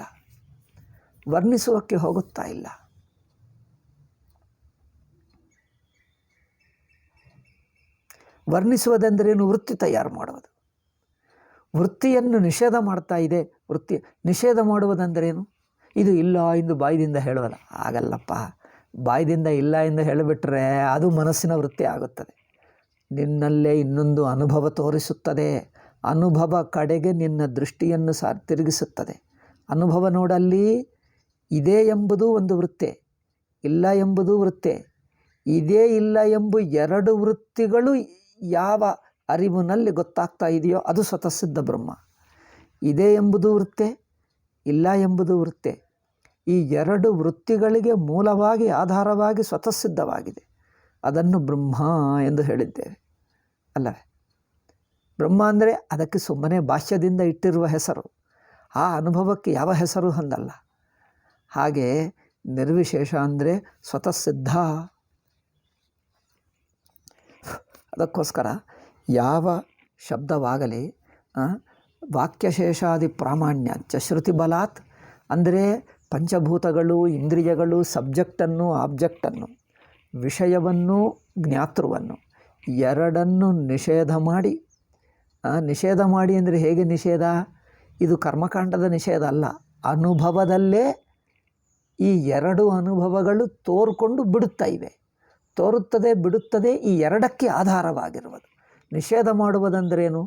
ಈ ಗಮನ ಹೋಗುವುದು ಬರುವುದೆಂಬ ಅನುಭವಗಳಿಗೆ ಮೂಲವಾಗಿದೆ. ಸುಷುಪ್ತಿಯಲ್ಲಿ ಎಲ್ಲ ಮುಳುಗಿ ಹೋಗಿ ಮತ್ತೆ ಬರುತ್ತದೆ ಅನಿಸಿದ್ದರೆ ಅದು ವೃತ್ತೆ. ಏಕೆಂದರೆ ಮತ್ತೆ ಎಲ್ಲಿಗೆ ಬರಬೇಕು? ಹಿಂದೆ ಎಚ್ಚರ ಇದ್ದುಕೊಂಡು ಹೀಗೆ ಹೋಯಿತು ಅಂದರೆ ಹಿಂದೆ ಎಚ್ಚರ ಇತ್ತು, ಈಗ ಮುಳುಗಿತು, ಈ ಎರಡೂ ತನ್ನಲ್ಲೇ ಕಲ್ಪಿತ. ಆದ್ದರಿಂದ ಕಲ್ಪಿತವಲ್ಲದ, ಕಲ್ಪನಾ ರೂಪವಲ್ಲದ ಸ್ವಯಂ ಸಿದ್ಧ ಹೇಳಿದ್ದೀವಿ. ಕಲ್ಪಿತಕ್ಕೆ ಅಪೋಸಿಟ್ ಸ್ವಯಂ ಸಿದ್ಧ, ಸ್ವಯಂ ಸಿದ್ಧಕ್ಕೆ ಅಪೋಸಿಟ್ ಕಲ್ಪಿತ. ಕಲ್ಪಿತವು ಅದು ಕಲ್ಪಿತವಲ್ಲ, ಅದು ಸ್ವಯಂ ಸಿದ್ಧವಾಗಿದೆ. ಆದ್ದರಿಂದ ಎಲ್ಲ ಕಲ್ಪನೆಗಳಿಗೆ ಆಧಾರವಾಗಿ ತಾನಾಗಿದೆ. ಅದಕ್ಕೋಸ್ಕರ ಸ್ವತಃಸಿದ್ಧ ಎನ್ನುವುದು ಒಳ್ಳೆಯ ಮಾತು. ಎಲ್ಲ ಕಲ್ಪನೆಗಳನ್ನು ನಿಷೇಧ ಮಾಡಿದ್ದರೆ ಅಂದರೆ ಕಲ್ಪನೆಗಳನ್ನು ತಿಳ್ಕೊಳ್ತಾ ತಾನು ಕಲ್ಪನೆ ಅಲ್ಲದೇ ಇರುವುದಕ್ಕೆ ನಿಷೇಧ ಅಂದರೆ ಅರ್ಥವೇನು? ತಾನು ಯಾವ ಕಲ್ಪನೆ ಅಲ್ಲದೆ, ಯಾವ ಕಲ್ಪನೆ ಇಲ್ಲದೆ ಎರಡು ಹೇಳಬಹುದು. ಯಾವ ಕಲ್ಪನೆ ಅಲ್ಲ, ಯಾವ ಕಲ್ಪನೆ ತನಗಿಲ್ಲ, ಯಾವ ಕಲ್ಪನೆ ಇಲ್ಲದೆ ತಾನಾಗಿರುವಂಥದ್ದು ಅದು ಸ್ವತಃಸಿದ್ಧ. ವಾಕ್ಯಶೇಷಾದಿ ಪ್ರಾಮಾಣ್ಯಾಚ್ಚ ನಿರ್ವಿಶೇಷಮೇವ ತತ್ವಂ ವಿವಕ್ಷಿತಂ ಇತ್ಯವಸೇಯಂ. ಈ ತರಹ ನಿರ್ವಿಶೇಷವಾಗಿರುವುದು ಆ ತತ್ವವು ಇದೆ ಎಂದು ತಿಳ್ಕೊಳ್ಳಬೇಕು. ಅಂದರೆ ಕಲ್ಪನಾ ಆದರೆ ತಾನೇ ಹೋಗುತ್ತದೆ. ಕಲ್ಪನಾ ಅಂದರೆ ಯಾವುದು ಕಲ್ಪನವೋ ಅದು ಸ್ವತಃಸಿದ್ಧವಲ್ಲ. ನೋಡಿ, ಯಾವುದು ಕಲ್ಪನವೋ ಅದು ಹೋಗುತ್ತದೆ, ಯಾವುದು ಸ್ವತಃಸಿದ್ಧವೋ ಸ್ವತಃಸಿದ್ಧನೇ ಅಷ್ಟೇ, ತಾನು. ಈ ತರಹ ನಿಷೇಧ ಮಾಡ್ತದೆ. ನಿಷೇಧ ಅಂದರೆ ಅದು ಅಲ್ಲ ಎಂದು ಬಾಯಿದಿಂದ ಹೇಳುವುದಲ್ಲ, ಅನುಭವದಲ್ಲಿ ಯಾವುದು ಹೋಗುತ್ತದೆ, ಯಾವುದು ನಿಂತಿರುತ್ತದೆ ಅದು ನೋಡು. ಯಾವುದು ನಿಂತಿರುತ್ತದೋ ಅದು ಸ್ವಯಂ ಸಿದ್ಧವಾಗಿದೆ. ಸ್ವಯಂ ಸಿದ್ಧವಾಗಿದೆ. ವೃತ್ತಿ ಬರುವುದು, ವೃತ್ತಿ ಹೋಗುವುದು, ಈ ಎರಡಕ್ಕೆ ಆಧಾರ. ತಾನು ವೃತ್ತಿ ಹಾಗೆ ಬರುವುದೂ ಇಲ್ಲ, ವೃತ್ತಿ ಹಾಗೆ ಹೋಗುವುದೂ ಅಲ್ಲ. ವೃತ್ತಿ ಹಾಗೆ ಬರುವುದೂ ಅಲ್ಲ, ವೃತ್ತಿ ಹಾಗೆ ಹೋಗುವುದೂ ಅಲ್ಲ, ಅದು ಸ್ವಯಂ ಸಿದ್ಧ. ಏಕೆಂದರೆ ಅದು ಬರುವಂಥದ್ದಲ್ಲ, ಹೋಗುವಂಥದ್ದಲ್ಲ. ಹಾಗೆ ನೋಡಬೇಕು. ಬರುವಂಥದ್ದು ವೃತ್ತಿ, ಅದಕ್ಕೆ ಕಾಂಟ್ರಾಸ್ಟ್ ಮಾಡಬಹುದು. ಒಂದು ವೃತ್ತಿಗೆ ಇನ್ನೊಂದು ಕಾಂಟ್ರಾಸ್ಟ್ ಇರುತ್ತದೆ. ಇದು ಸ್ವತಃಸಿದ್ಧ ಅಂದರೆ ಅದಕ್ಕೆ ಕಾಂಟ್ರಾಸ್ಟ್ ಇಲ್ಲ. ಅದಕ್ಕೆ ಇದು ಅದಲ್ಲದ್ದು ಇನ್ನೊಂದು ಅಂಥದ್ದು. ಒಂದಾನೊಂದು ವಿಷಯ ಎಚ್ಚರ, ಅದಲ್ಲದ್ದು ಸುಷುಪ್ತಿ ಅಲ್ಲವೇ? ಹೀಗೆ ಒಂದು ವೃತ್ತಿಯಲ್ಲ, ವೃತ್ತಿಗೆ ವಿರುದ್ಧವೂ ಅಲ್ಲ. ಏಕೆಂದರೆ ಎರಡನ್ನೂ ನುಂಗಿದೆ.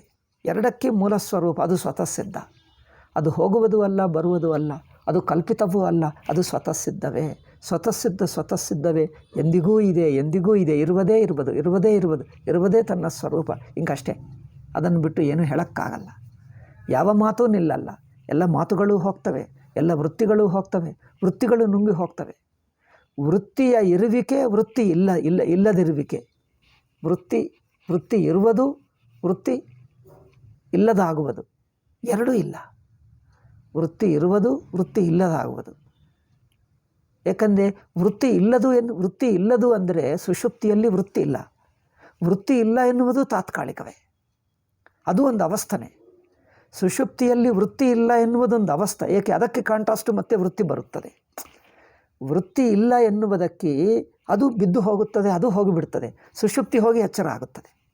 ಅಂದರೆ ವೃತ್ತಿ ಇಲ್ಲ ಎಂಬುದು ಸುಷುಪ್ತಿಯಾಗಿ ತಗೊಂಡರೆ, ವೃತ್ತಿ ಇಲ್ಲ ಎಂಬುದು ಹೋಗಿ ಮತ್ತೆ ವೃತ್ತಿ ಬರುತ್ತದೆ. ವೃತ್ತಿ ಹೋಗಿ ವೃತ್ತಿ ಇಲ್ಲದಾಗುತ್ತದೆ. ಇದನ್ನದು ಪರಸ್ಪರ ನಿಷೇಧ ಮಾಡಿಕೊಳ್ತವೆ. ನಿಷೇಧ ಅಂದ್ರೇನು? ಅದು ಬಂದಾಗ ಇದು ಹೋಗಿಬಿಡ್ತದೆ, ಇದು ಬಂದಾಗ ಅದನ್ನು ಇದು, ಇದನ್ನು ಅದು ನಿಷೇಧ ಮಾಡ್ತದೆ. ಈ ಎರಡನ್ನು ನಿಷೇಧ ಮಾಡುತ್ತಿದ್ದನ್ನು ತಿಳಿಯುವುದು ಯಾವುದು? ವೃತ್ತಿ ಇದೆ ಎಂಬುದು ಅದರಿಂದಲೇ ಗೊತ್ತಾಗ್ತದೆ, ವೃತ್ತಿ ಇಲ್ಲ ಎನ್ನುವುದು ಅದರಿಂದಲೇ ಗೊತ್ತಾಗ್ತದೆ ಅಲ್ಲವೇ? ವೃತ್ತಿ ಇಲ್ಲ ಎಂಬುದು, ವೃತ್ತಿ ಇದೆ ಎಂಬುದು ಎರಡನ್ನೂ ತಿಳಿಸುವಂಥ ಸ್ವತಃಸಿದ್ಧ ಬ್ರಹ್ಮ ಇದೆ ನೋಡಿ, ಆಗ ಅದು ಸ್ವತಃಸಿದ್ಧ, ಅದು ಅದ್ವಿತೀಯ. ಅದು ಅದ್ವಿತೀಯ ಅಂದರೆ ಈಗ ಅದಕ್ಕೆ ಎರಡನೆಯದಿಲ್ಲ, ಹಿಂಗಷ್ಟೇ. ಎರಡನೆಯದಿಲ್ಲ ಅಂದರೆ ಅದರ ಕುರಿತು ಏನು ಹೇಳೋಕ್ಕಾಗಲ್ಲ ಎಂದರ್ಥ. ಎರಡನೆಯದಿಲ್ಲ ಅಂದ್ರೇನು? ಅದ್ವೈತ ಅಂದರೆ ಅರ್ಥವೇನು? ಎರಡನೆಯದಿಲ್ಲ ಅಂದ್ರೇನು? ಏನು ಹೇಳೋಕ್ಕಾಗಲ್ಲ ಎಂದರ್ಥ. ನೀವು ಏನು ಊಹಿಸ್ಕೊಂಡರೂ ಎರಡನೆಯದಾಗಿಬಿಡ್ತದೆ. ನೀನು ಏನು ಊಹಿಸ್ಕೊಂಡರೂ ಎರಡನೆಯದಾಗಿಬಿಡ್ತದೆ. ಎರಡನೆಯದಲ್ಲ ಅಂದರೆ ಏನೂ ಊಹಿಸೋಕ್ಕಾಗಲ್ಲ. ಏಕೆ? ಊಹಿಸಬೇಕಾಗಿಲ್ಲ. ಎಲ್ಲ ಊಹಗಳಿಗೆ ಆಧಾರವಾಗಿದೆ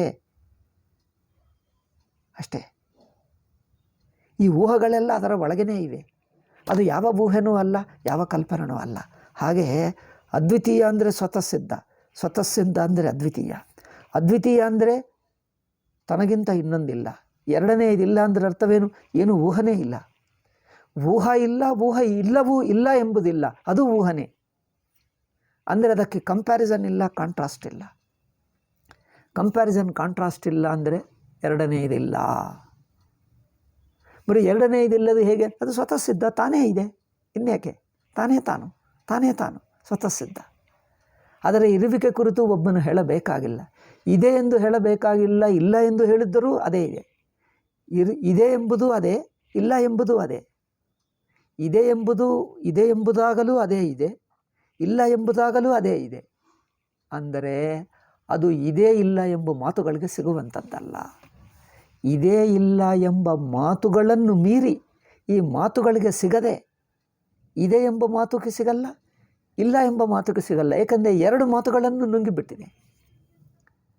ಈ ಎರಡು ರಿಲೇಷನ್ಸ್, ಎರಡು ವೃತ್ತಿಗಳನ್ನು, ಎರಡು ಸಂಬದ್ಧ ಸಾಪೇಕ್ಷ ವೃತ್ತಿಗಳು, ಸಾಪೇಕ್ಷ ಅನುಭವಗಳು. ವೃತ್ತಿ ಅಂದರೆ ಒಂದು ಬಗೆಯಾದ ಅನುಭವಗಳು. ಸಾಪೇಕ್ಷ ವೃತ್ತಿಗಳನ್ನು ನುಂಗಿದೆ. ಇದು ಸ್ವತಃಸಿದ್ಧವಾಗಿದೆ. ಅದರಿಂದ ಅದು ಸ್ವತಃಸಿದ್ಧವೇ, ಇನ್ನೇನು ಹೇಳೋಕ್ಕಾಗಲ್ಲ.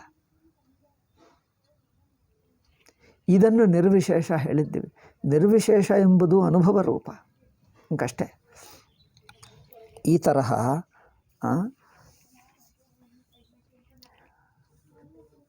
ವಾಕ್ಯಶೇಷಾದಿ ಪ್ರಾಮಾಣ್ಯಾಚ್ಚ ನಿರ್ವಿಶೇಷಮೇವ ತತ್ವಂ ವಿವಕ್ಷಿತಂ ಇತ್ಯವಸೇಯಂ. ಈ ನಿರ್ವಿಶೇಷವನ್ನೇ ತಿಳಿಸ್ತಾ ಇದೆ. ಎಲ್ಲವನ್ನು ನಿಷೇಧ ಮಾಡ್ತಾ ಇದೆ ಅಂದರೆ ಕರ್ಮಕಾಂಡದಲ್ಲಿ ಹೇಳುವಂಥ ನಿಷೇಧವಲ್ಲ.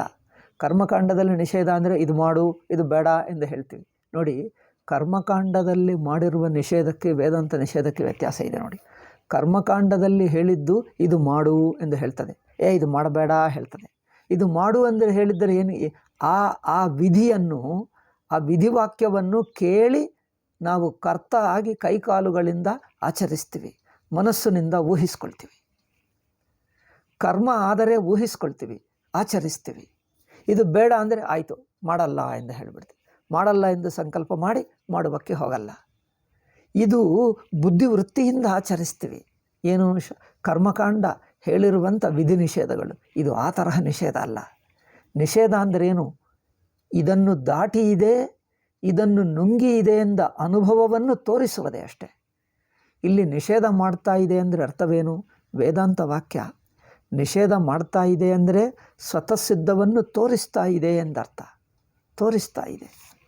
ಲೈಟೆಲ್ಲ ಹೋಗುತ್ತಾ ಇದೆ, ಏಕೆ ಏನೋ ಗೊತ್ತಾಗ್ತಾ ಇಲ್ಲ. ಅಂದರೆ ಅದು ಸ್ವತಃಸಿದ್ಧ ಅನುಭವ. ಸ್ವತಃಸಿದ್ಧ ಅನುಭವವನ್ನು ಮಿಕ್ಕ ವೃತ್ತಿಗಳನ್ನೆಲ್ಲ ಹೋಗುತ್ತದೆ ಬರುತ್ತದೆ. ವೃತ್ತಿಯಲ್ಲ, ವೃತ್ತಿ ಇಲ್ಲದಾಗುವುದು ಅಲ್ಲ. ವೃತ್ತಿಯಲ್ಲ, ವೃತ್ತಿಯ ಇಲ್ಲ ಎಂಬುದಲ್ಲ. ಎರಡು ವೃತ್ತಿಗಳೇ. ಏಕೆಂದರೆ ಎರಡು ಸಾಪೇಕ್ಷ. ಏಕೆಂದರೆ ವೃತ್ತಿ ಅಂದರೆ ವೃತ್ತಿ ಇಲ್ಲ ಎಂಬುದು ಅದು ಸಂಬಂಧವೂ ವೃತ್ತಿ ಅಲ್ಲವೇ?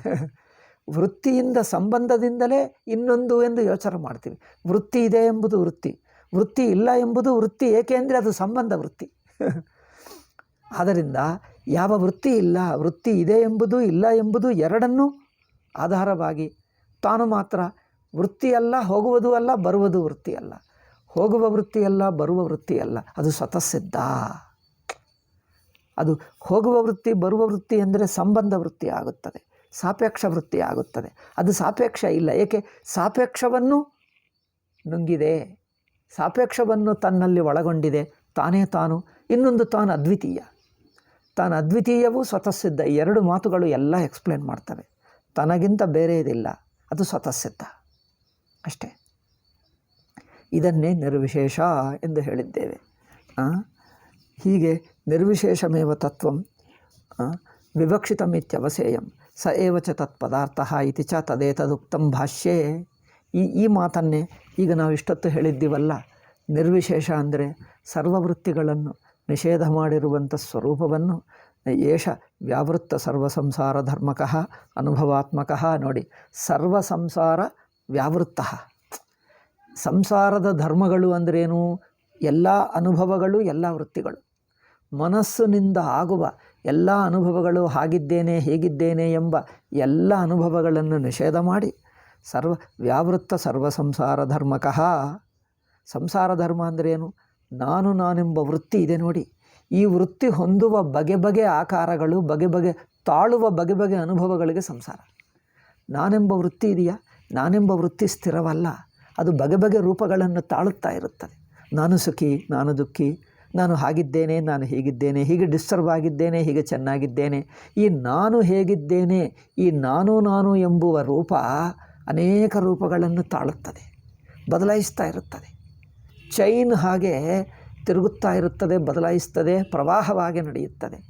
ಅದಲ್ಲ, ಅದು ಸಂಸಾರ ಧರ್ಮ. ಸಂಸಾರ ಧರ್ಮ ಅಂದರೆ ಬದಲಾಯಿಸುವುದು ಒಂದು ಧರ್ಮ, ಸಂಬಂಧವು ಇನ್ನೊಂದು ಧರ್ಮ, ಸ್ವಲ್ಪ ಹೊತ್ತಿರುವುದು ಹೋಗುವುದು ಇನ್ನೊಂದು ಧರ್ಮ. ಒಂದು ಅನುಭವವಾಗಿ ಬರುತ್ತದೆ, ಆ ಅನುಭವ ಹೋಗುತ್ತದೆ. ಇದೆಲ್ಲ ಸಂಸಾರ ಧರ್ಮ. ಪರಿವರ್ತನಾ ಸಂಸಾರ ಧರ್ಮ, ಬದಲಾಯಿಸುವುದು, ಸಂಬಂಧಿಸುವುದು, ಸ್ವಲ್ಪ ಹೊತ್ತಿರುವುದು, ಇದೆಲ್ಲ ಸಂಸಾರ ಧರ್ಮವೇ. ಈ ವ್ಯಾವೃತ್ತ ಸರ್ವ ಸಂಸಾರ ಧರ್ಮಕಃ, ಸರ್ವ ಸಂಸಾರಗಳನ್ನು ಬಿಡಿಸಿ. ವ್ಯಾವೃತ್ತ ಅಂದರೆ ಇದು ಯಾವುದೂ ಅಲ್ಲ. ಏಕೆ? ಅದು ಇರುವುದೇ ಎಷ್ಟು ಅಖಂಡ ಅಂದರೆ ಯಾವ ಸಂಸಾರ ಧರ್ಮವೂ ಅದನ್ನು ನಿಜವಾಗಿ ಹೇಳುತ್ತಿದ್ದಲ್ಲ. ಸರ್ವ ಸಂಸಾರ ಧರ್ಮಗಳನ್ನು ಮೀರಿ ಇದೆ. ಸಂಸಾರ ಅಂದರೆ ಬದಲಾವಣೆ, ಸಂಬಂಧ. ಎಲ್ಲ ಸಂಬಂಧಗಳನ್ನು ಮೀರಿದೆ, ಪರಿವರ್ತನೆಗಳನ್ನು ಮೀರಿದೆ. ಅಂದರೆ ಅದ್ವಿತೀಯ ಸ್ವತಃಸಿದ್ಧ ಎಂದರ್ಥ. ಸರ್ವ ಸಂಬಂಧಗಳನ್ನು ದಾಟಿದೆ ಅಂದರೆ ಅದ್ವಿತೀಯ, ಬದಲಾವಣೆಯನ್ನು ದಾಟಿದೆ ಅಂದರೆ ಸ್ವತಃಸಿದ್ಧ. ಎಲ್ಲ ಮಾರ್ಪಾಡುಗಳನ್ನು ದಾಟಿದೆ, ಎಲ್ಲ ರೂಪಗಳನ್ನು ತಾಳುತ್ತಿದೆ. ನಾನು ಹೀಗೆ, ನಾನು ಹಾಗೆ, ಹಾಗಿದ್ದೇನೆ, ಹೀಗಿದ್ದೇನೆ ಅಂದರೆ ಅದೊಂದು ವೃತ್ತಿ. ಎಲ್ಲ ಬಗೆಯಾದ ವೃತ್ತಿಗಳನ್ನು ದಾಟಿದೆ, ಅದು ವೃತ್ತಿ ಅಲ್ಲ. ವೃತ್ತಿ ಅಂದರೆ ಏಕೆ ಅಲ್ಲ ಅಂದರೆ ವೃತ್ತಿ ಬರುತ್ತದೆ ಹೋಗುತ್ತದೆ. ವೃತ್ತಿಗೆ ಇನ್ನೊಂದು ಕಾಂಟ್ರಾಸ್ಟ್ ಇರುತ್ತದೆ. ವೃತ್ತಿ ಅಂದರೆ ಸಾಕು, ಅದು ಬಂದಿದೆ ಹೋಗುತ್ತದೆ ಎಂದರ್ಥ. ಇದು ಬರುವುದು ಹೋಗುವುದಲ್ಲವೇ, ಅದರಿಂದ ಸ್ವತಃಸಿದ್ಧ ಹೇಳಿದ್ದೀವಿ. ವೃತ್ತಿ ಅಲ್ಲ ಎಂದು ಹೇಳುವುದಕ್ಕೆ ಸ್ವತಃಸಿದ್ಧ ಹೇಳಿದ್ದೀವಿ. ಏಕೆಂದರೆ ವೃತ್ತಿ ಅಲ್ಲ.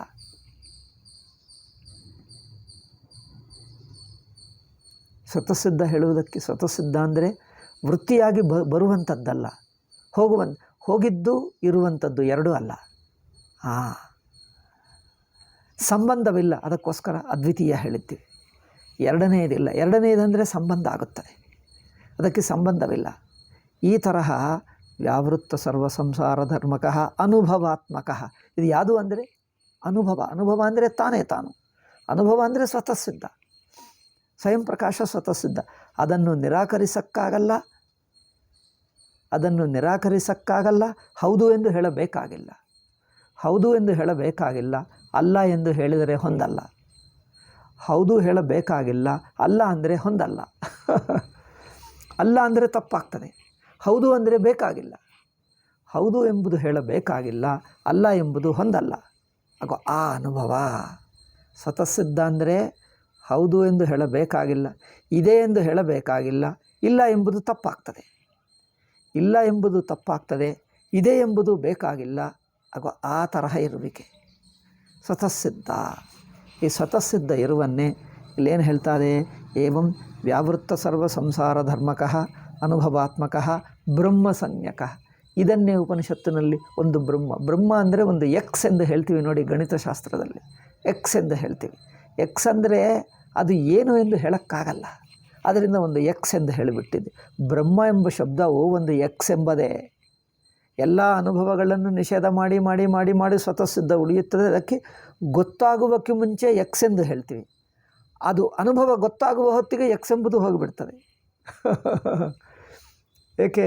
ಗೊತ್ತಿಲ್ಲದನ್ನು ಎಕ್ಸ್ ಎಂದು ಹೇಳಿದ್ದೇವೆ. ಅದೇ ತಾನೇ ತಾನದು. ಇಂಕಷ್ಟೇ, ಅದಕ್ಕೆ ಯಾವ ಶಬ್ದವೂ ಹೊಂದಲ್ಲ. ಕೊನೆಗೆ ಬ್ರಹ್ಮ ಶಬ್ದವೂ ಹೋಗಿಬಿಡ್ತದೆ. ಬ್ರಹ್ಮ ಶಬ್ದವೂ ಮೊದಲು ಹೇಳ್ತೀವಿ, ಸಾಧಕನಾಗಿರುವಾಗ ಬ್ರಹ್ಮ ಶಬ್ದ ಹೇಳ್ತೀವಿ. ಏಕೆ? ಮಿಕ್ಕ ಶಬ್ದಗಳನ್ನು, ಮಿಕ್ಕ ಅನುಭವಗಳನ್ನು ಬಿಡಿಸುವುದಕ್ಕೆ ಬ್ರಹ್ಮಾನುಭವ ಹೇಳಿದ್ದೇವೆ. ಮಿಕ್ಕ ಅನುಭವಗಳೆಲ್ಲ ಬಿಟ್ಟು ಹೋದರೆ ಬ್ರಹ್ಮ ಶಬ್ದಕ್ಕೆ ಅವಕಾಶವಿಲ್ಲ, ಯಾವ ಮಾತುಕ್ಕೆ ಅವಕಾಶವಿಲ್ಲ. ಅದು ಏಕೆಂದರೆ ತಾನೇ ತಾನು, ಇರುವುದೆಲ್ಲ ಅದೇ, ಇರುವುದೆಲ್ಲ ತಾನೇ. ಆದ್ದರಿಂದ ಬ್ರಹ್ಮ ಸಂಜ್ಞಕಃ ತತ್ಪದಾರ್ಥ ವೇದಾಂತ ಅಭಿಯುಕ್ತಾನಾಂ ಪ್ರಸಿದ್ಧ. ಈ ಬ್ರಹ್ಮ ಎಂಬ ಹೆಸರು ಸಾಧಕರಿಗೆ ಹೇಳ್ತೀವಿ, ಆದರೆ ಅನುಭವಕ್ಕೆ ನಿಜವಾದ ಅದನ್ನು ತಿಳ್ಕೊಂಡುವ ಅನುಭವದಲ್ಲಿ ಬ್ರಹ್ಮಶಬ್ದವೂ ಹೊಂದಲ್ಲ. ಅದು ತತ್ಪದಾರ್ಥ. ತತ್ವಮಸಿ ಮಹಾವಾಕ್ಯದಲ್ಲಿ ತತ್ತು ಅದು ಬ್ರಹ್ಮ, ಅದು ನೀನು ಎಂದು ಹೇಳಿದ್ದರೆ ಅದು ಯಾವುದು ಅಂದರೆ ಬ್ರಹ್ಮವೇ. ಆ ಬ್ರಹ್ಮವು ಹೇಗಿದೆ? ಇದು ಎಲ್ಲಿದೆ ಅಂದರೆ ವೇದಾಂತ ವಿಚಾರ ಮಾಡಿದ್ದಾಗ ಅನುಭವದಲ್ಲಿದೆ. ಎಲ್ಲಿದೆ? ಯಾವ ಪುಸ್ತಕದಲ್ಲಿಲ್ಲ, ಯಾವ ಜಾಗದಲ್ಲಿಲ್ಲ, ಯಾವುದೇ ಒಂದು ಪ್ರತ್ಯೇಕ ಅನುಭವ ಅಲ್ಲ, ಒಂದಾನೊಂದು ಬರುವ ಅನುಭವ, ಹೋಗುವ ಅನುಭವ ಅಲ್ಲ. ಅದು ಸ್ವಯಮಾಗಿ ಇರುವ ಅನುಭವ. ಅದು ಇಲ್ಲದೇ ಇರುವ ಸಮಯವೇ ಇಲ್ಲ. ಅದು ನೋಡಿ, ಆ ಅನುಭವವು ಇಲ್ಲದೇ ಇರುವ ಸಮಯವೇ ಇಲ್ಲ ನಿಮಗೆ. ಅದು ಸ್ವಯಂ ಸಿದ್ಧವಾಗಿದೆ. ಅದು ಇಲ್ಲದ ಸಮಯವೇ ಇಲ್ಲ. ಅದು ಅದು ಅದು ಅಲ್ಲದ ಅನುಭವವಿಲ್ಲ. ನೋಡಿ, ಅದು ಸ್ವತಃ ಸಿದ್ಧ ಅನುಭವ, ಅರಿವಿನ ಸ್ವರೂಪ. ಅದು ಇಲ್ಲದ ಸಮಯವಿಲ್ಲ, ಅದು ಅಲ್ಲದ ಅನುಭವವಲ್ಲ. ಎಲ್ಲ ಅನುಭವಗಳು ಅದರಲ್ಲೇ ಮುಳುಗಿವೆ. ಎಲ್ಲ ಅನುಭವದಲ್ಲಿ ಸ್ವತಃ ಸಿದ್ಧ ಅನುಭವ ಇದೆ. ಅಂದರೆ ಆ ಸ್ವತಃ ಸಿದ್ಧ ಅನುಭವವಲ್ಲದ ಅನುಭವವಿಲ್ಲ, ಇಲ್ಲದ ಸಮಯವೂ ಇಲ್ಲ, ಇಲ್ಲದ ಜಾಗವೂ ಇಲ್ಲ, ಅದಲ್ಲದ ಅನುಭವವೂ ಇಲ್ಲ. ಅಂದರೆ ಆ ಅನುಭವ ಎಲ್ಲ ಅನುಭವದಲ್ಲಿಯೂ ಇದೆ. ಅದು ಎಂದಿಗೂ ಇದೆ, ಎಂದಿಗೂ ಇದೆ, ಎಂದಿಗೂ ಇದೆ. ಈ ಎಂದಿಗೂ ಮಾತು ಬೇಕಾಗಿಲ್ಲ. ಎಂದಿಗೂ ಎಂಬ ಮಾತು ಮುಳುಗಿ ಹೋಗುತ್ತದೆ. ತಾನೇ ತಾನು ಸ್ವತಃ ಸಿದ್ಧ. ಈ ತರಹ ಇದು ಎಲ್ಲಿ ಗೊತ್ತಿದೆ, ಯಾರಿಗೆ ಗೊತ್ತು ಅಂದರೆ ಎಲ್ಲರ ಅನುಭವದಲ್ಲಿದೆ. ಇದು ವೇದಾಂತ ಅಭಿಯುಕ್ತ. ವೇದಾಂತವು ತಿಳ್ಕೊಂಡಿರುವ ಜ್ಞಾನಿಗಳಿಗೆ, ಗುರುಗಳಿಗೆ ಮಾತ್ರ ಇನ್ನೂ ಸ್ಪಷ್ಟವಾಗಿ ಗೊತ್ತು. ಎಲ್ಲರಿಗೂ ಇದೆ, ಅದು ನೋಡ್ತಾ ಇಲ್ಲ. ವೇದಾಂತಿಗಳಿಗೂ ಬ್ರಹ್ಮಜ್ಞಾನಿಗಳಿಗೇನು ಹೊಸದೇನಲ್ಲ, ಅದೆಲ್ಲ ನಾವು ನೋಡ್ತಾನೇ ಇದ್ದೀವಿ, ನಾವು ಗಮನಿಸ್ತಾ ಇಲ್ಲ. ಆ ಕಡೆಗೆ ಗಮನಿಸ್ತಾ ಇಲ್ಲ. ವೃತ್ತಿಗೆ ಸಿಕ್ಕಾಕ್ಕೊಂಡು ವೃತ್ತಿಯನ್ನೆಲ್ಲ ಮುಳುಗಿಸಿ ಕೂತಿರುವ ಅರಿವು ಇಲ್ಲ. ಎಲ್ಲಿದೆ ಎಂದು ಇಲ್ಲಿ ಹುಡುಕ್ತಾ ಇದ್ದಾಳೆ. ನೀವು ಹುಡುಕಬೇಕಾಗಿಲ್ಲ, ಅದೇ ಬ್ರಹ್ಮ. ಯಾವುದು ಹುಡುಕಬೇಕಾಗಿಲ್ಲವೋ, ಯಾವುದು ನಿಮಗೆ ಗೊತ್ತಿಲ್ಲದ್ದಾಗಿ ಇದೆಯೋ, ಅಂದರೆ ಗೊತ್ತಿಲ್ಲ ಎಂಬ ಹೇಳೋಕ್ಕಾಗಲ್ಲವೋ ಅದು ಬ್ರಹ್ಮ. ನಿಮಗೆ ಯಾವುದು ಗೊತ್ತಿಲ್ಲ ಎಂಬ ಹೇಳೋಕ್ಕಾಗಲ್ಲವೋ ಅದು ಬ್ರಹ್ಮ. ಹಾಗೆ ನೋಡಿ, ನಮಗೆ ಗೊತ್ತಿಲ್ಲ, ಬ್ರಹ್ಮಜ್ಞಾನಿಗೆ ಗೊತ್ತಿದೆ ಅಂದರೆ ಬ್ರಹ್ಮಜ್ಞಾನಿಗೇನು ಹೊಸ ಅನುಭವವ ಏನು? ನಮಗಿಲ್ಲದೆ ಅನುಭವ ಅವ್ರಿಗಿರುತ್ತದೆ ಏನು? ನಮಗಿಲ್ಲದೆ ಅನುಭವ ಅವ್ರಿಗಿರುತ್ತದೆ ಏನು? ನಮ್ಮದು ಅವರದು ಎರಡು ಒಂದೇ, ನಾವು ಅವರು ಎರಡು ಸೇರಿಕೊಂಡದೆ. ಆದ್ದರಿಂದ ಆ ಅನುಭವ ಇಲ್ಲದೇ ಇಲ್ಲ. ಆ ಅನುಭವ ಇಲ್ಲದ ಯಾವ ಅನುಭವವೂ ಇಲ್ಲ. ಹಾಗೆ ಎಲ್ಲ ಅನುಭವಗಳನ್ನು ನುಂಗಿ ಸ್ವತಃ ಸಿದ್ಧವಾಗಿ ಇರುವಂಥದ್ದು ಅದು ಈ ತರಹ ವಿಚಾರ ಮಾಡಿದವನಿಗೆ ಗೊತ್ತಾಗ್ತದೆ. ಅದರಿಂದ ವೇದಾಂತ ಅಭಿಯುಕ್ತಾನಾಂ ಪ್ರಸಿದ್ಧ ಎಂದು ಹೇಳಿದ್ದಾರೆ. ವೇದಾಂತ ಅಭಿಯುಕ್ತರು ಅಂದರೆ ಜ್ಞಾನಿಗಳು, ವೇದಾಂತ ತತ್ವಜ್ಞರು. ವೇದಾಂತ ತತ್ವಜ್ಞರಿಗೆ ಗೊತ್ತಿದೆ. ತತ್ವಜ್ಞರು ಯಾರು? ಗೊತ್ತಿರುವವರೆಲ್ಲರೂ. ಮತ್ತು ತತ್ವಜ್ಞ ಅಂದರೆ ಒಂದು ವ್ಯಕ್ತಿ ಹೆಸರಲ್ಲ. ಒಬ್ಬನೊಬ್ಬ ಜ್ಞಾನಿ ಅಂದರೆ ಒಬ್ಬ ವ್ಯಕ್ತಿ ಅಲ್ಲ. ಆ ಅನುಭವ ಯಾರಿಗಿರುತ್ತದೋ ಅವರೆಲ್ಲರೂ. ಯಾರಿಗಿದೆ? ಎಲ್ಲರಿಗೂ ಇದೆ. ನೋಡಿ, ವೇದಾಂತ ಅನುಭವ ಎಲ್ಲರಿಗೂ ಇದೆ. ಇನ್ನೊಬ್ಬರು ಎಂದು ಹೇಳಿಬಿಟ್ಟರೆ ಅದು ಮತ್ತೆ ಪರೋಕ್ಷ ಆಗಿಬಿಡ್ತದೆ, ಅದು ಅನುಭವ ಅಲ್ಲ. ವೇದಾಂತಾನುಭವ ಎಲ್ಲರಿಗೂ ಇದೆ. ಎಲ್ಲರಿಗೂ ಇರುವ ವೇದಾಂತಾನುಭವವೇ ವೇದಾಂತಾನುಭವ. ಎಲ್ಲರಿಗೂ ಇರುವಂಥ ವೇದಾಂತಾನುಭವವೇ ವೇದಾಂತಾನುಭವ ಹೊರತು ಇಲ್ಲದ ಅನುಭವವಲ್ಲ. ಅದು ಹೇಳ್ತಾ ಇದ್ದೆ. ಎಲ್ಲರಿಗೂ ಇರುವಂಥ ವೇದಾಂತಾನುಭವವೇ ಪಾಠ ನಡೆస్తుందండి.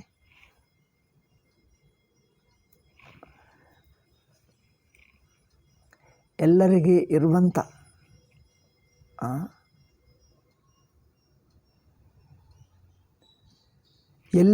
ಇರುವಂಥ ಅನುಭವ, ಆ ಅನುಭವ ದೃಷ್ಟಿ ಇದ್ದರೆ, ಅನುಭವ ದೃಷ್ಟಿ ಇರುವುದು ಅಂದರೆ ಹೊಸದು ಬೇಕಾಗಿಲ್ಲ. ಮಿಕ್ಕ ಪರಿಮಿತ ಅನುಭವಗಳನ್ನು ಬಿಡಿಸುವುದೇ ಅಷ್ಟೇ. ಹೇಗೆ ಬಿಡಿಸ್ತೀವಿ? ಬಿಡಿಸುವುದಂದರೆ ಸಣ್ಣ ಸಣ್ಣ ವೃತ್ತ, ಸಣ್ಣ ಸರ್ಕಲ್ ದೊಡ್ಡದಲ್ಲಿ ಅಡಕವಾಗಿದೆ, ಸಣ್ಣ ವೃತ್ತ ದೊಡ್ಡದಲ್ಲಿ ಅಡಕವಾಗಿದೆ, ಅದು ಅದಕ್ಕಿಂತ ದೊಡ್ಡದಲ್ಲಿ ಅಡಕವಾಗಿದೆ, ಅದು ಅದಕ್ಕಿಂತ ದೊಡ್ಡದಲ್ಲಿ, ಅದು ಅದಕ್ಕಿಂತ ದೊಡ್ಡದಲ್ಲಿ, ಹೀಗೆ ಎಲ್ಲವೂ ತನಗಿಂತ ದೊಡ್ಡದಲ್ಲಿ ಆಗಿ ಅನಂತ. ಅನಂತವು ಎಲ್ಲಿದೆ ಅಂದರೆ ಇಲ್ಲದ ಜಾಗ ಎಲ್ಲಿಲ್ಲ. ಅನಂತ ಅಂದರೆ ಒಂದು ಜಾಗ ಹೇಳಿದರೆ ಅದು ಅನಂತವೇ ಅಲ್ಲವೇ? ಒಂದಾನೊಂದು ಪ್ರತ್ಯೇಕ ಅನುಭವವಾದರೆ ಅದು ಸ್ವತಃಸಿದ್ಧ ಅನುಭವವಲ್ಲ. ಒಂದಾನೊಂದು ಪ್ರತ್ಯೇಕ ಸ್ಥಿತಿಯಾದರೆ ಅದು ಸ್ವತಃಸಿದ್ಧ ಅಲ್ಲ, ಅದು ಬ್ರಹ್ಮಾನುಭವ ಅಲ್ಲ. మరి ಬ್ರಹ್ಮಾನುಭವ ಅಂದರೆ ಅದು ಅಲ್ಲದ ಅನುಭವವೇ ಇಲ್ಲ. ಇನ್ನು ಬ್ರಹ್ಮಾನುಭವಕ್ಕೋಸ್ಕರ ಎಲ್ಲಿ ಹುಡುಕಬೇಕು? ನೀವು ಹುಡುಕಿದರೆ ಅದು ಬ್ರಹ್ಮ ಅಲ್ಲ. ಏಕೆ? ಹುಡುಕಬೇಕಾಗಿಲ್ಲದಾಗಿ ಇರುವುದೇ ಬ್ರಹ್ಮ. ಹುಡುಕಿದ್ದರೆ ಬ್ರಹ್ಮ ಅಲ್ಲ. ಏಕೆ? ಹುಡುಕಿದ್ದರೆ ಒಂದು ಪ್ರತ್ಯೇಕ ಅನುಭವ ಆಗುತ್ತದೆ.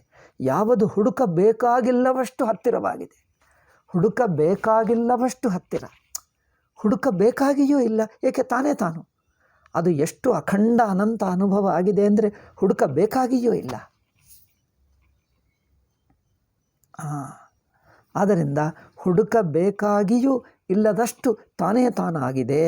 ಏಕೆಂದರೆ ನೀವು ಏನು ಊಹಿಸಿಕೊಂಡರೂ ಊಹೆಗಳೆಲ್ಲ ಅಲ್ಲೇ ಅಡಕವಾಗಿದೆ. ಆ ತರಹ ಸ್ವತಃಸಿದ್ಧವಾಗಿದ್ದನ್ನು ಬ್ರಹ್ಮ ಎಂದು ಹೇಳಿದ್ದೇವೆ ಅಲ್ಲವೇ? ವೇದಾಂತ ಅಭಿಯುಕ್ತಾನಾಂ ಪ್ರಸಿದ್ಧ. ಇದು ವೇದಾಂತ ತತ್ವಜ್ಞರಿಗೆ ಗೊತ್ತು. ತತ್ವಜ್ಞರು ಯಾರು ಅಂದರೆ ಒಬ್ಬನೇ ತತ್ವಜ್ಞ ಎಂದು ಹೇಳಿದರೆ ಮತ್ತೆ ಪರಿಮಿತವಾಗುತ್ತದೆ. ನೋಡಿ, ವೇದಾಂತ ಜ್ಞಾನಿ ಎಲ್ಲರೂ. ಜ್ಞಾನಿ ಅಂದರೆ ಒಬ್ಬನು ಇನ್ನೊಬ್ಬರಲ್ಲ ಅಂದರೆ ಮತ್ತೆ ಅದು ಪರಿಮಿತನೇ ಆಗಿವೆ, ಅದು ಸಂಸಾರವೇ ಆಗಿಬಿಡ್ತದೆ. ಒಬ್ಬನ ಜ್ಞಾನಿ ಇನ್ನೊಬ್ಬರಲ್ಲ ಅಂದರೆ ಅದು ಬ್ರಹ್ಮಾನುಭವ ಅಲ್ಲ, ಅದು ಜೀವಾನುಭವ ಆಗುತ್ತದೆ. ಒಬ್ಬನ ಜ್ಞಾನಿ ಇನ್ನೊಬ್ಬನ ಜ್ಞಾನಿ ಅಲ್ಲ, ಒಬ್ಬನ ಜ್ಞಾನಿ ಇನ್ನೊಬ್ಬರ ಜ್ಞಾನಿ ಎಂದು ಈ ಎರಡು ಬಗೆ ವಿಂಗಡವಾಗಿ ನೋಡುವುದೇ ಅಜ್ಞಾನಿ ದೃಷ್ಟಿ ಅಲ್ಲವೇ?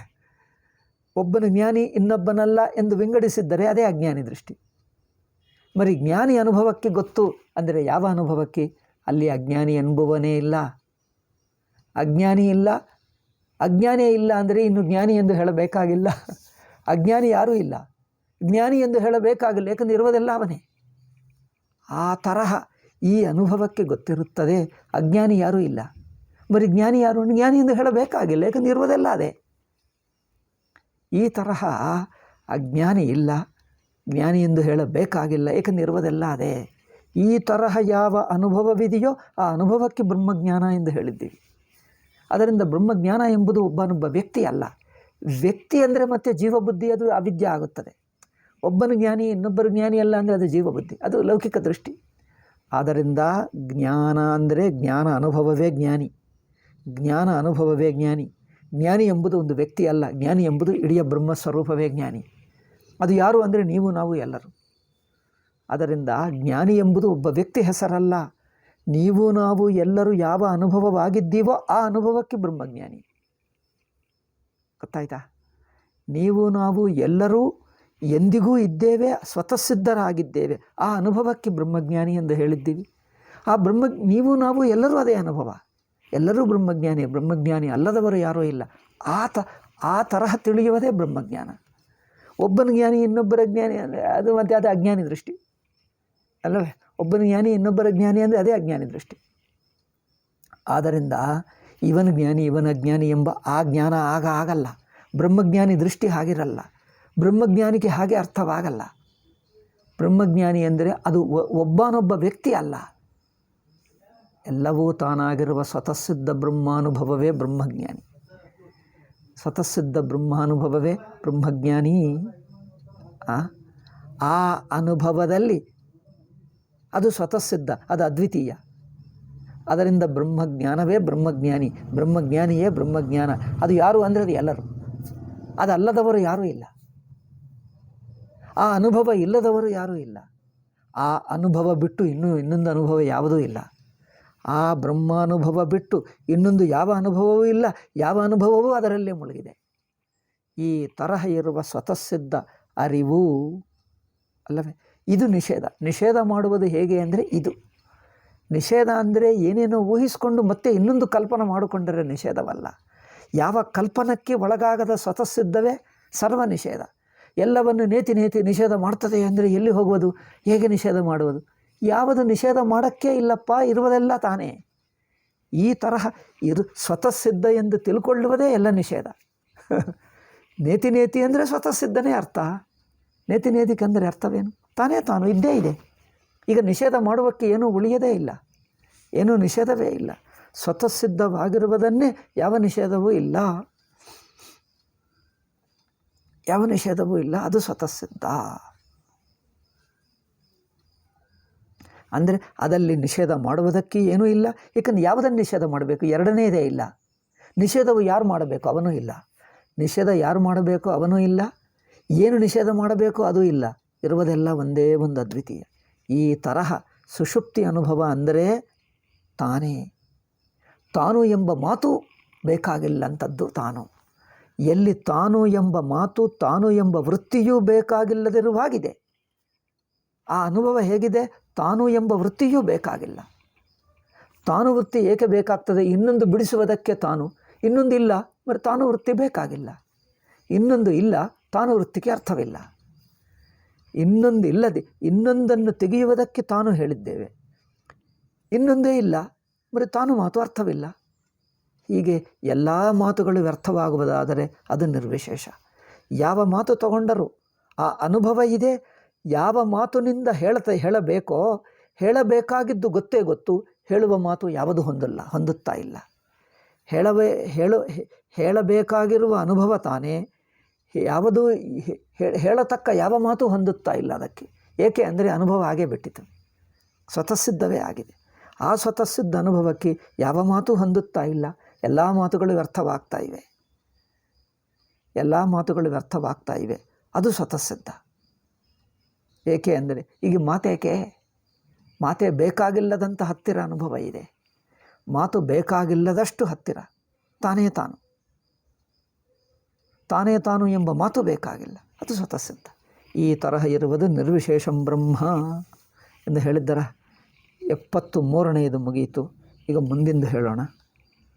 72 ಹೇಳಿದ್ದೇವೆ, 73 ಹೇಳಿದ್ದೇವೆ, 2 ಹೇಳಿಬಿಟ್ಟಿದ್ದೆ. ಈಗ ಮುಂದಿಂದು 74, 74. ಐ ಥಿಂಕ್ ಟೈಮ್ ಆಯಿತು. ಮುಂದೆ ಹೇಳೋಣ. ಸ್ವಲ್ಪ ಇದೆ, ಒಂದು ಪ್ರವಚನ ಇದ್ದರೆ ತತ್ಪದಾರ್ಥ ಒಂದಾಗಬಹುದು, ಎರಡಾಗ್ತದೆ, ಎಷ್ಟಿತೋ ಗೊತ್ತಿಲ್ಲ. ಒಂದು ಹೇಳಿದ್ದರೆ ಈ ತತ್ಪದಾರ್ಥ ಮುಗಿಯುತ್ತದೆ. ಈಗ ತ್ವಂಪದಾರ್ಥ ಹೇಳಬೇಕು ಅಲ್ಲವೇ? ತತ್ಪದಾರ್ಥದ ಲಾಸ್ಟ್ಗೆ ಬಂದಿದ್ದೇವೆ. ಐ ಥಿಂಕ್ ಒಂದು ಪ್ರವಚನ ಸಾಕಾಗಬಹುದು. ಒಂದು ಪ್ರವಚನ ಹೇಳಿಬಿಟ್ರೆ ಈ ತತ್ಪದಾರ್ಥ ಮುಗಿಯುತ್ತದೆ. ಎಷ್ಟು ಸಲ ಆಗಲಿ, ಎಷ್ಟು ಪ್ರವಚನಗಳಾಗ್ತವೆ ಎಂಬುದು ಮುಖ್ಯ ಅಲ್ಲ, ಅನುಭವ ದೃಷ್ಟಿಗೆ ಬರುವುದೇ ಮುಖ್ಯ. ಅದಾಗಿಬಿಟ್ರೆ ಯಾವ ಪುಸ್ತಕವೂ ತಾನೇ, ಯಾವ ಪುಸ್ತಕವೂ ಇಲ್ಲ, ಬೇಕಾಗಿಲ್ಲ. ಎಲ್ಲ ಪುಸ್ತಕಗಳ ಅರ್ಥ ತಾನೇ ಇರುವಾಗ ಯಾವ ಪುಸ್ತಕ ಯಾಕೆ? ಆ ಪುಸ್ತಕಕ್ಕೆ ಏನು ಅರ್ಥವಿಲ್ಲ, ಎಲ್ಲ ತಾನೇ ಆಗಿರುವಾಗ. ಆಯಿತಾ? ಓಂ ಶಾಂತಿ ಶಾಂತಿ ಶಾಂತಿ. ಹರಿ ಓಂ ಶ್ರೀ ಗುರುಭ್ಯೋ ನಮಃ. ಹರಿ ಓಂ ತತ್ಸತ್.